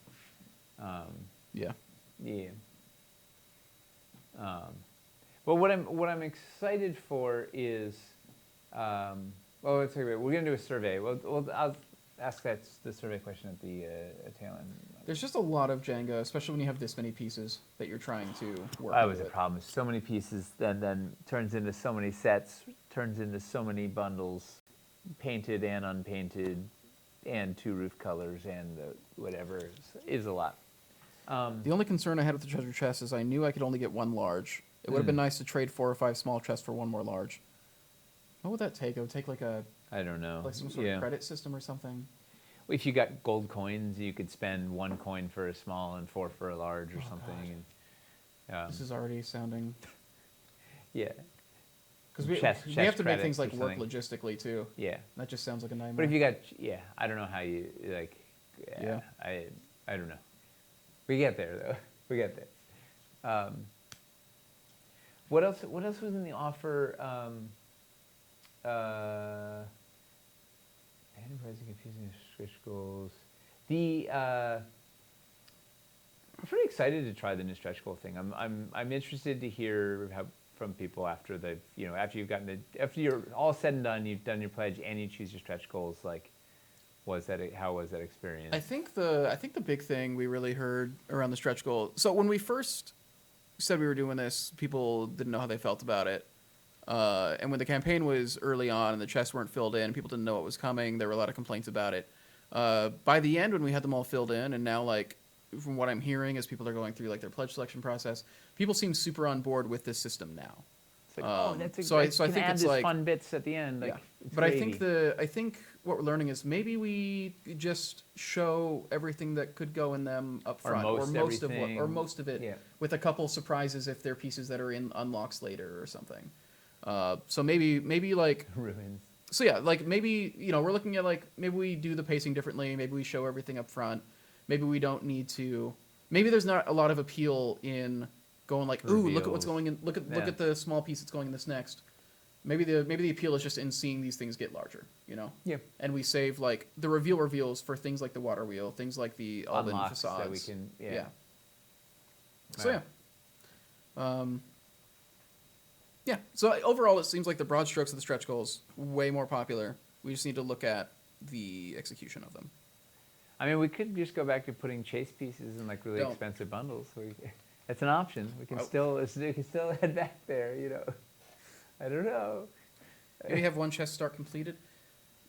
No, because then the issue there is then if you wind up with where it's like, well, this chest clearly has like more stuff in it than the other chest. Like if we ended a certain, they've got to be equal, right? Totally. It's got to feel like No, all of them are a good option based on what you the want. goal was to let people pick the things that would support their pledge, right? Get the things that either that you weren't getting with your pledge or the things that you needed to supplement your pledge or whatever. Like letting you get the choice that would help, focused on, because we don't know what the heck people are going to pledge for. So letting you choose what's going to be best for your pledge was the goal.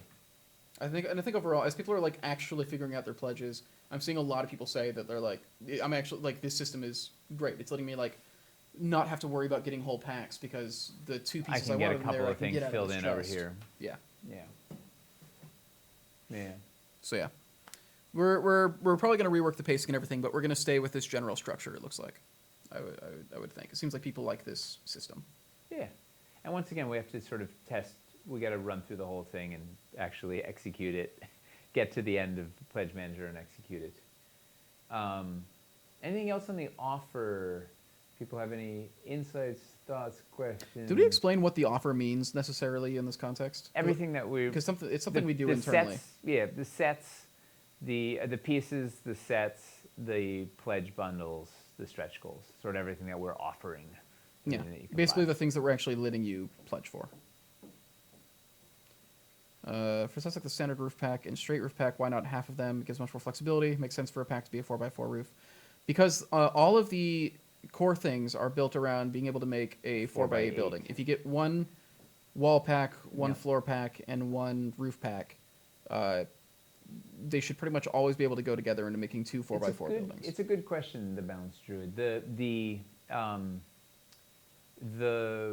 We didn't, I don't think we explained, or at least maybe it was hidden somewhere, but we didn't explain the core ratios. Like I put it in one of the pledge videos.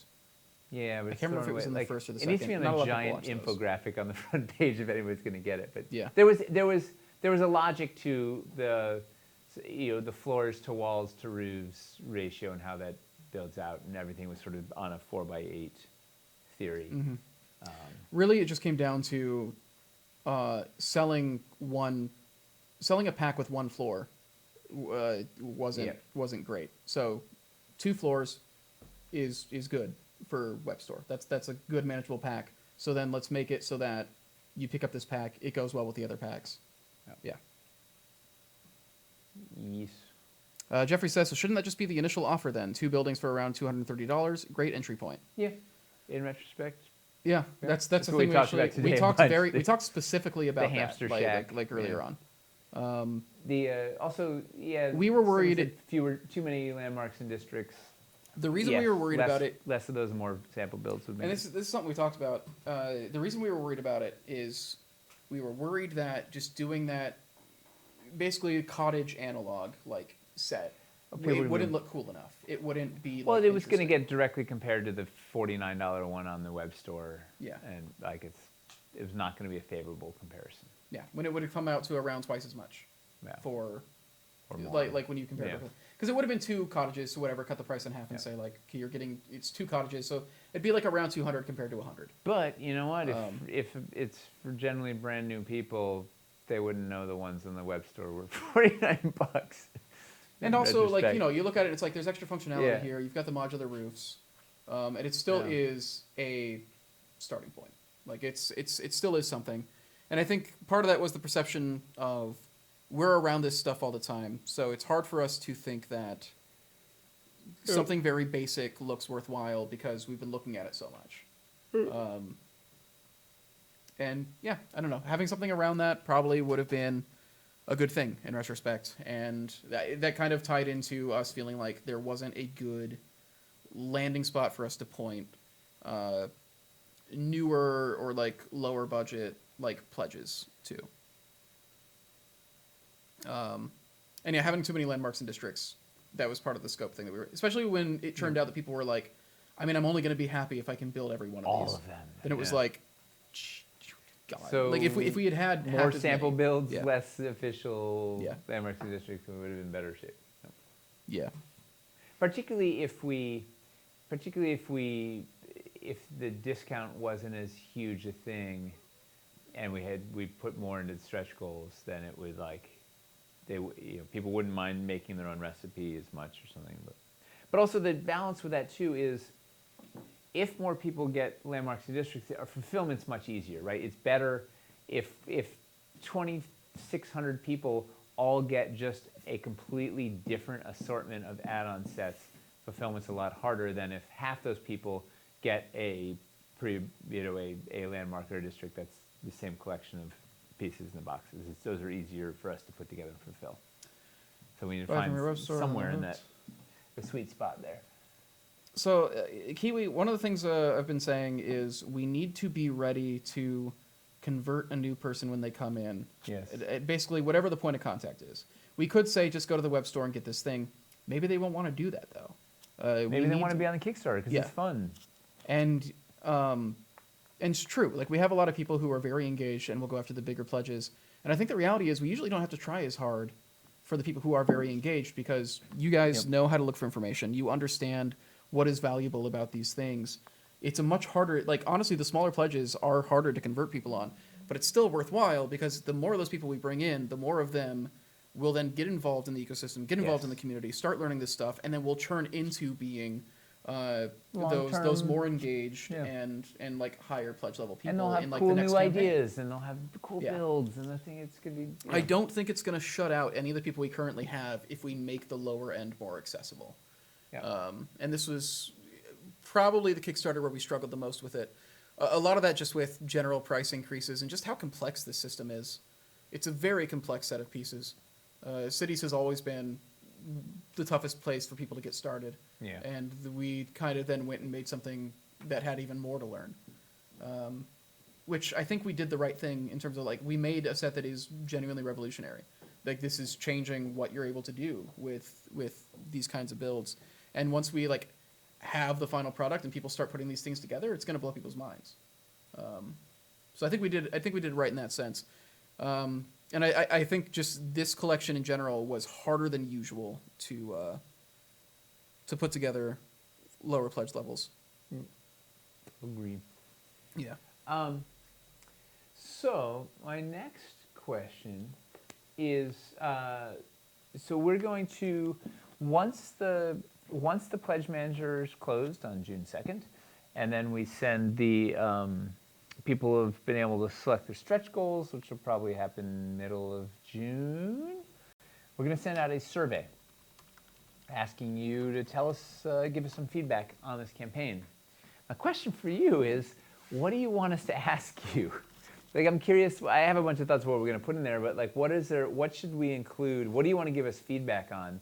Right, so what we like about the survey, so we get wonderful real-time feedback here. We get wonderful, endless feedback on Discord, but fundamentally it's 200 of the same people or whatever. It's not the entire 2,600 backers.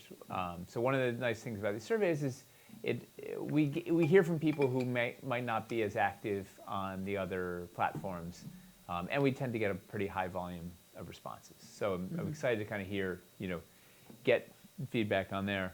What are the things that you guys want to tell us in a survey? Oh, here's the other thing too. What we've learned is to minimize the number of write-in response areas. Like, just give people multiple choice, because when we give you the option to write in a thing, people will write in, like, they'll hit the character limit. Case in point. Case in point, the 20-page postmortem document.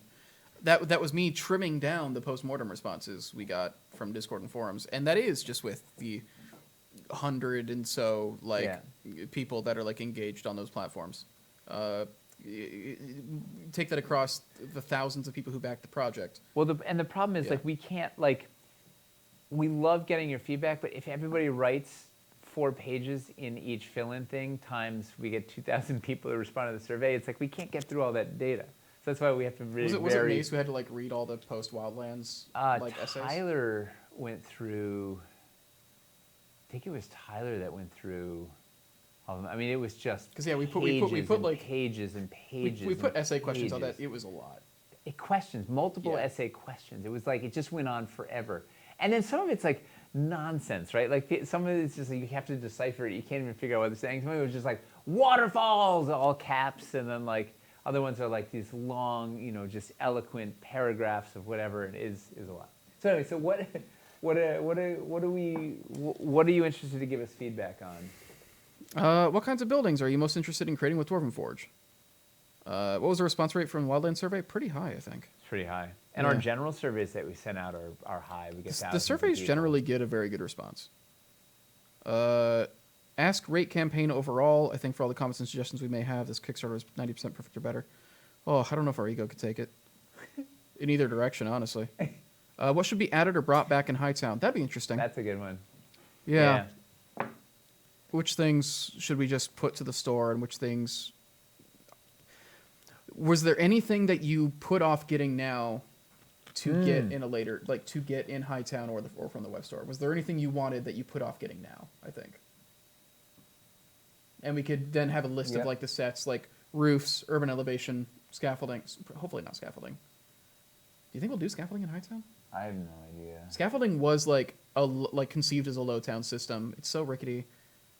I think it would be odd to run it in Hightown again. That might just be a thing we put into the store and support it there. Let's see. What else? What project do you think will be the next best use for biscuits? Oh man, I've seen people say like we should go and Sci-fi. remaster our door. Sci-fi. Are we committing to do it in sci-fi? Oh my god, it's Yeah. gonna be riddled with biscuits. Well, I can't wait to actually show you guys the sci-fi stuff. It's really Biscuits nuts. are the future. It's really nuts. Really. Let's see. Yeah, we should probably ask if they were long time or new, or if they had original cities. Yep. And then the best way to probably handle it is, did you have original city stuff before? If yes, how much? And then as like a follow-up, did you feel like there were options for building or expanding your collection Yep. here? Are there any systems you're expecting to see get an update in the next Kickstarter? Oh, I don't know yet. Yes, but I don't. Oh, they're saying like as a survey question, Oh. not asking us directly. Anyway. Because you don't have to wait, you can show them now. It's too early. When a sci-fi plan to launch, we don't want to give people a date and then be wrong and miss it. We just had that happen on a major scale with this last project. Like And 4 we're trying- times. 4 times. Dude, I can't wait to launch Cities Untold Lowtown at the end of 2021. Jesus. Would you buy Ruins? A lot of Ruins questions. Would you buy modular ships? Correct answer is modular ships. You know- Takula says about the biscuits thing. You know, we're gonna have to put a modular ships question in there just to put one in there. Like it's going. Look, Would that be on this one, or would it be a general survey? I don't after? know. It's About, going which in biomes do you somewhere wanna though. see? I promise you there will be a modular ships question in there somewhere. Because here's the thing. It'd be interesting here if in a general one, right? If we get 5,000 people to answer a survey and we have a modular ships question in there, it'd be a real shame if only like 4 people said yes. Have you confirmed there's enough interest for sci-fi? I mean, the project is going to be what determines that, really. Yeah. The response to the project, because we have can no ask. idea. We know that it seems like everybody's really enthusiastic about it, and so here's the thing. We sent out It's a also survey hard. years ago and we had good response on the survey. So But really, until you put the thing out there, you don't know for sure. But because also, I mean, here's the thing. Sci-fi is very nebulous. see what you did there? It's what are we doing in sci-fi? What does it look like? What is Yeah. it? What we're doing is some really cool stuff that nobody's done before. So I'm very excited to show this. yeah, we're putting the fiction in science Yeah, at last, like peanut butter Dude. and we're making some stuff microbes. up. Yeah, yeah. It's gonna be amazing. Miles and I were gushing over a modular ship at the Kickstarter closing party. Yes, modular ships are going to be very cool.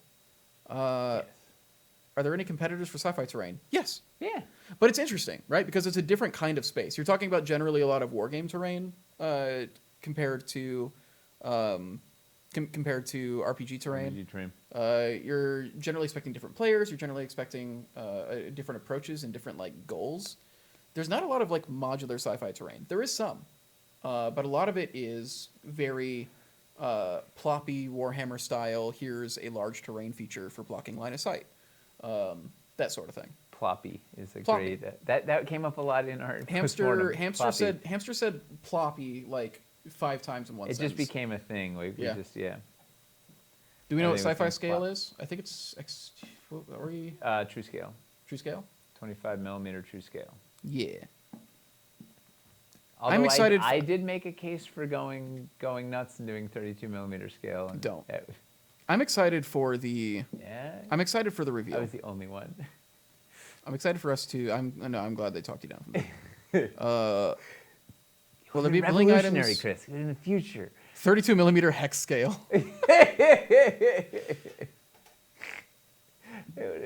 When we were doing the Penny Arcade, the Acquisitions Incorporated game at PAX East, the showrunner was watching me like put together the builds for it, and he's like, "I just need you guys to make some Lancer terrain." Oh man. And I was just you're like, ah! I was like, "Do you want to talk about Lancer real quick? Like, let's talk about Lancer." And yeah, just Did he know he was talking to a Lancer evangelist? yeah, he had no idea. God, Wasn't Lancer. ready. So, I wish we could leap into hex terrain and not have it be super risky. Yeah. Do people still play BattleTech? Yes. We can go. All right. Let's do BattleTech, it. their Kickstarter's going again too. Their Kickstarters go big like every time. Like Oh. they're doing pretty well. Dude, big robots fighting is fun. Mm-hmm. to be honest. I got in on their last Kickstarter too. Those are some guys I'd like to talk to, honestly. FASA. Wait, who has BattleTech these days? Catalyst. Catalyst. Yeah. They have Shadowrun too, right?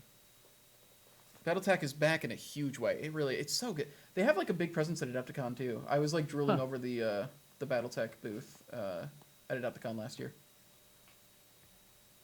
7 million for the last Kickstarter. Yeah, they're doing really well. Wow. Like it's BattleTech is like they kind of like revitalized and sort of rebooted it a while back, and like the new run they're doing is doing very well. Like it's good stuff. We should play it here. Yeah. I have a bunch of this stuff in the office. We should play it. Here. I've got to dredge up my lead Ralpartha battle mechs. Woof. They're awesome. Yeah. I played a fair amount of BattleTech They're like the only good way to get like mech minis. 30 years ago. Yeah. Jeez, I'm getting old. It's That good. Yeah. It's good stuff. I like it That a was lot. awesome. The video game, it's like a 2015, 2016 video game or whatever. It's very good. It converts like all the gameplay stuff extremely well. It's very smooth. It's good stuff. We had a mech. We had somebody put together a mech.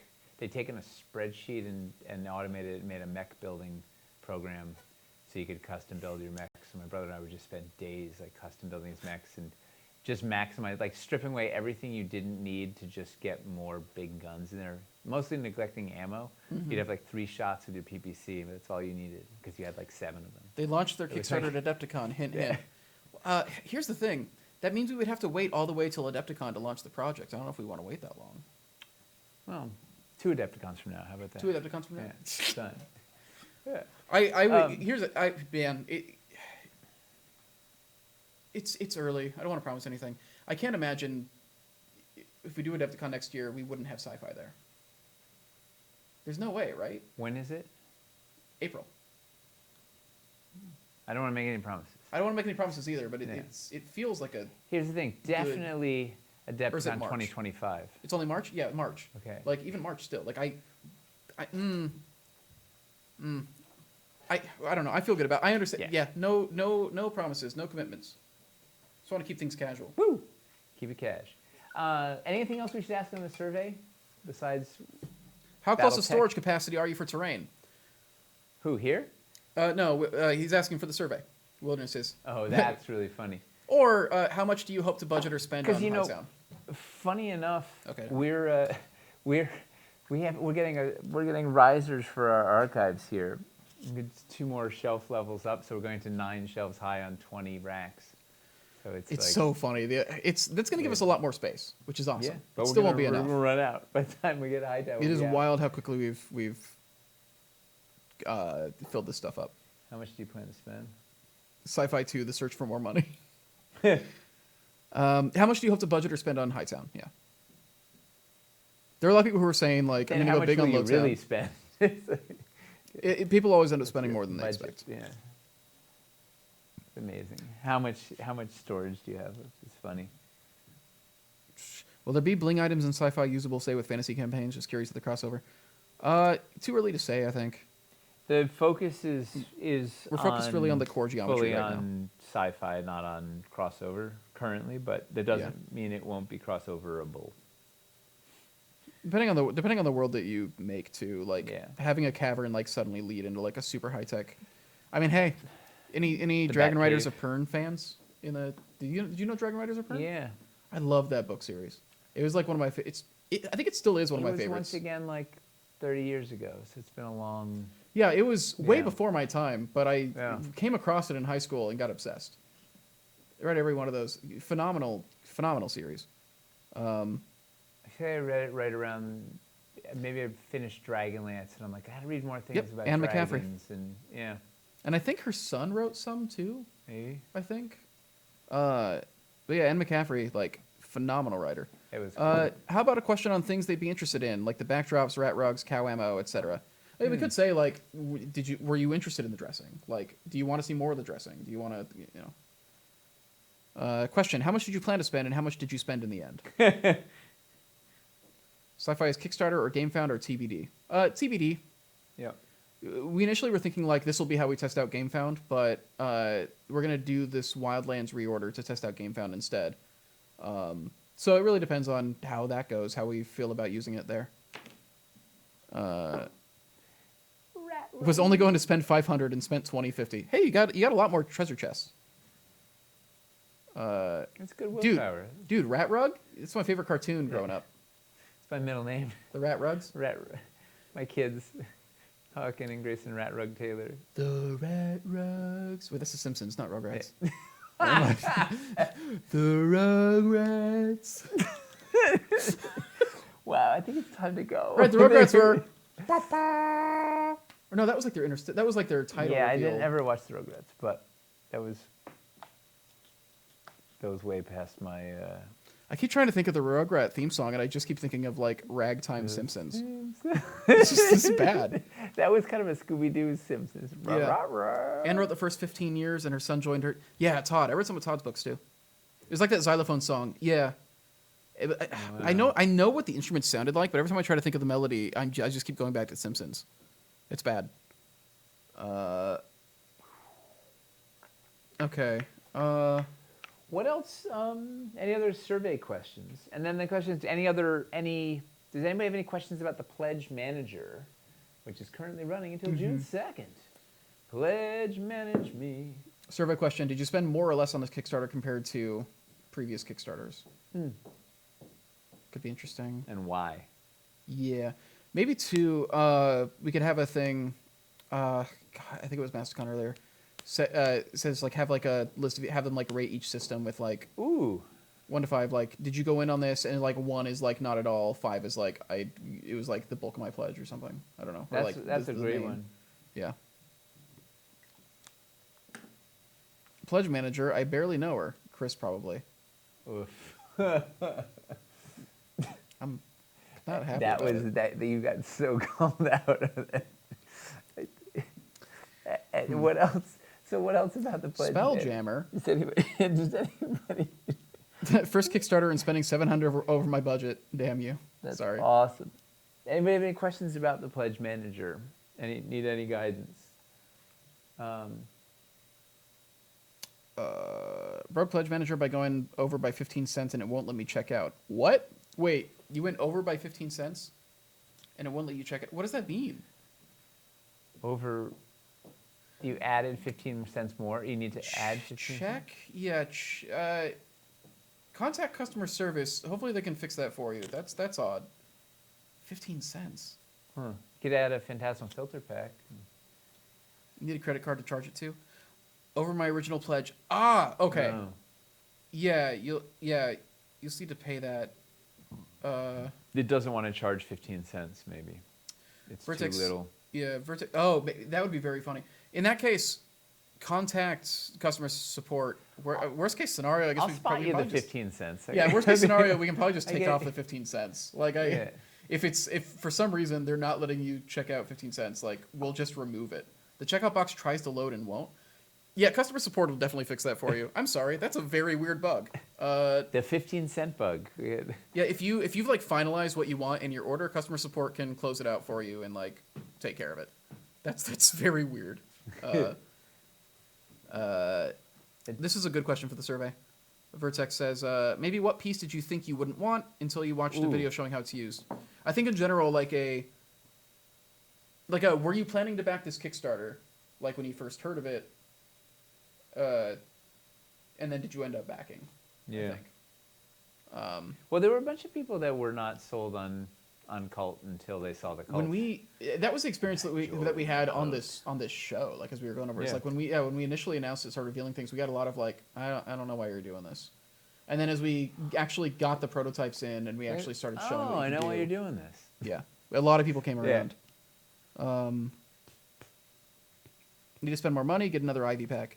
Ivy packs are pretty cheap, and you get a lot of coverage. Dude, Ivy packs are in the top 10 packs right now. It's a killer pack. I have every new piece except the dang cockatrice. Ooh, the tapestry. cockatrice rug. We need to, when we do Hightown, we need to do just like a big roundup of the accessory packs, because it's hard to like put them in their own when there's these few. But if we combine them with Lowtown and Hightown, and then original cities accessories, we should be able to make like good packs for that stuff. For which stuff?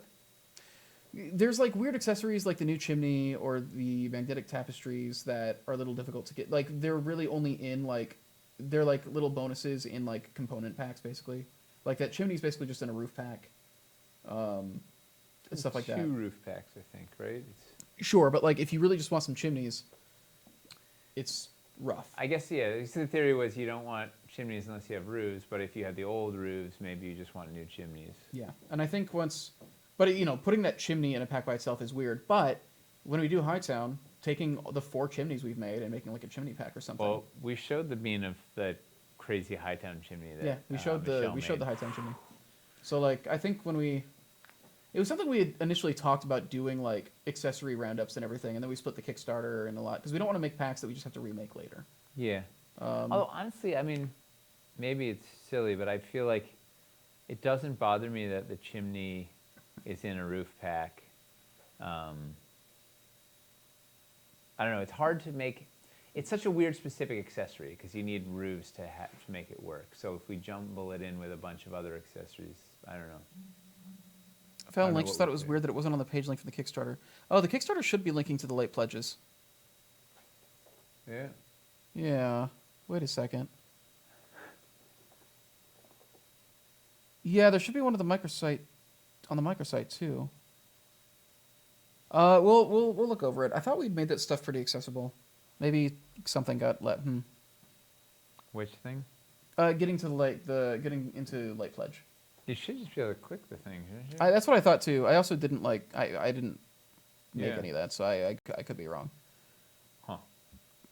If I've submitted and want to add a couple more add-ons, is that straightforward through the Pledge Manager? Absolutely. If you've already submitted on Pledge Manager even, if you go to your page, it'll be like, hey, you're locked in. Do you want to like edit your thing? And you just click like unlock and edit my pledge. And it'll let you go back in and put more things in, and then you just pay for whatever extra you put in and check back out. If the link isn't working, you can contact customer support and they can help you get an invite. Yeah, that stuff is super easy. Basically, up until it closes on June 2nd, you will be able to reopen and add more stuff anytime you want. Woo. Question, will you build more viaducts with Colt than with Wildlands? Okay, a lot of these... I'm starting to feel like a lot of these question suggestions aren't... Well, that one didn't even questions. mention modular ships. I mean, why are they even bothering to write the question? It's Rabbit. He has his own...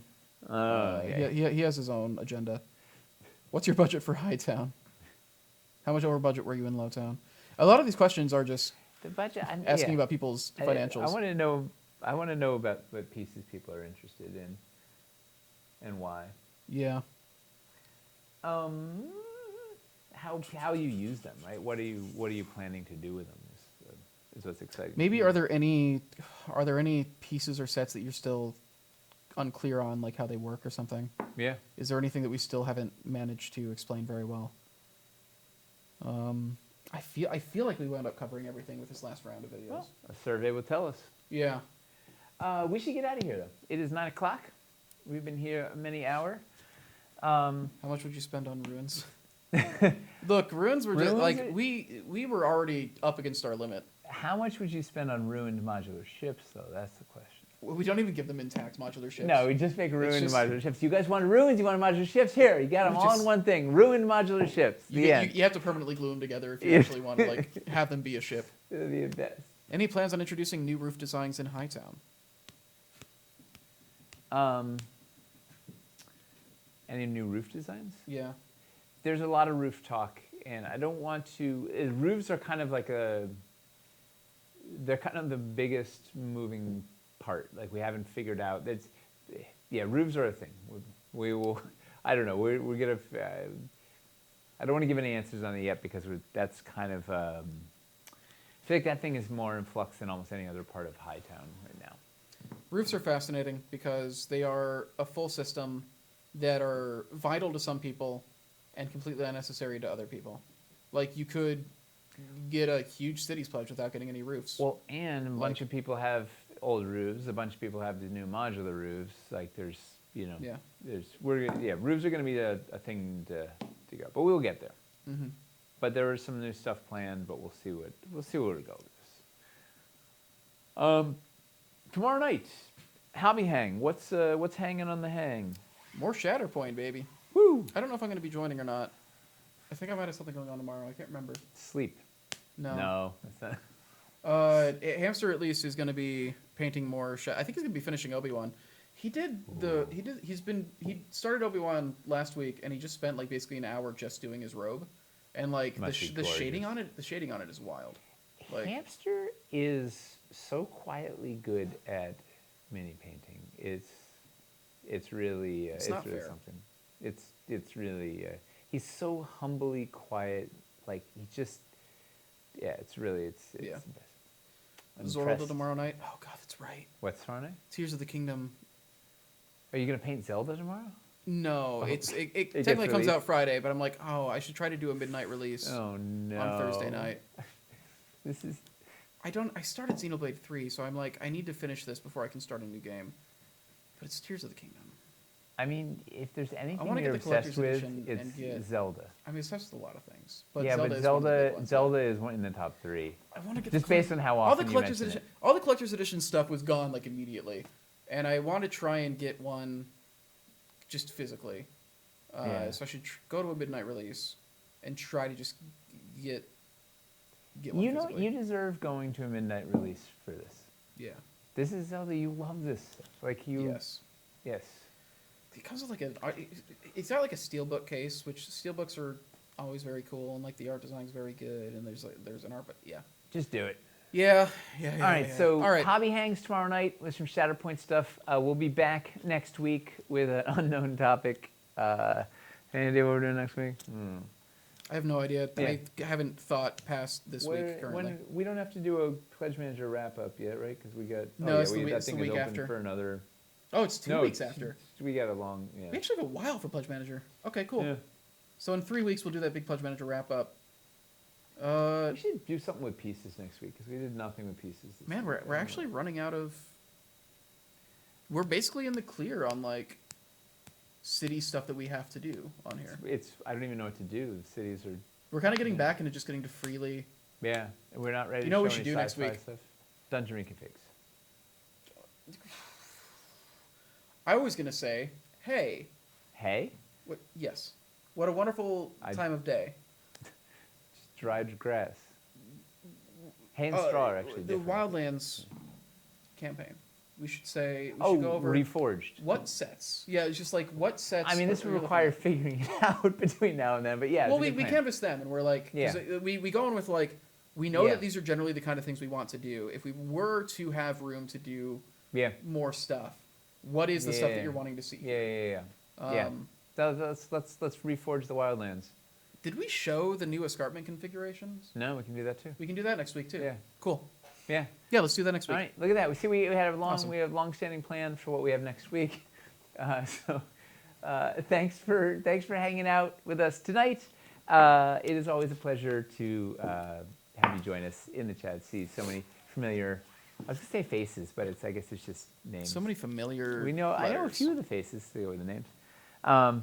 And thanks for all the good ideas and the support. It's the best. We're so lucky to be able to do this and to keep doing this. And now we're gonna go to bed. Yeah. Good night, everybody. I forgot this. What'd you forget? I don't want to lose these. Oh yeah, don't lose I the gotta make prototypes. notes on those. Yeah, don't do that. No. All First right. time ever. Good night, everybody.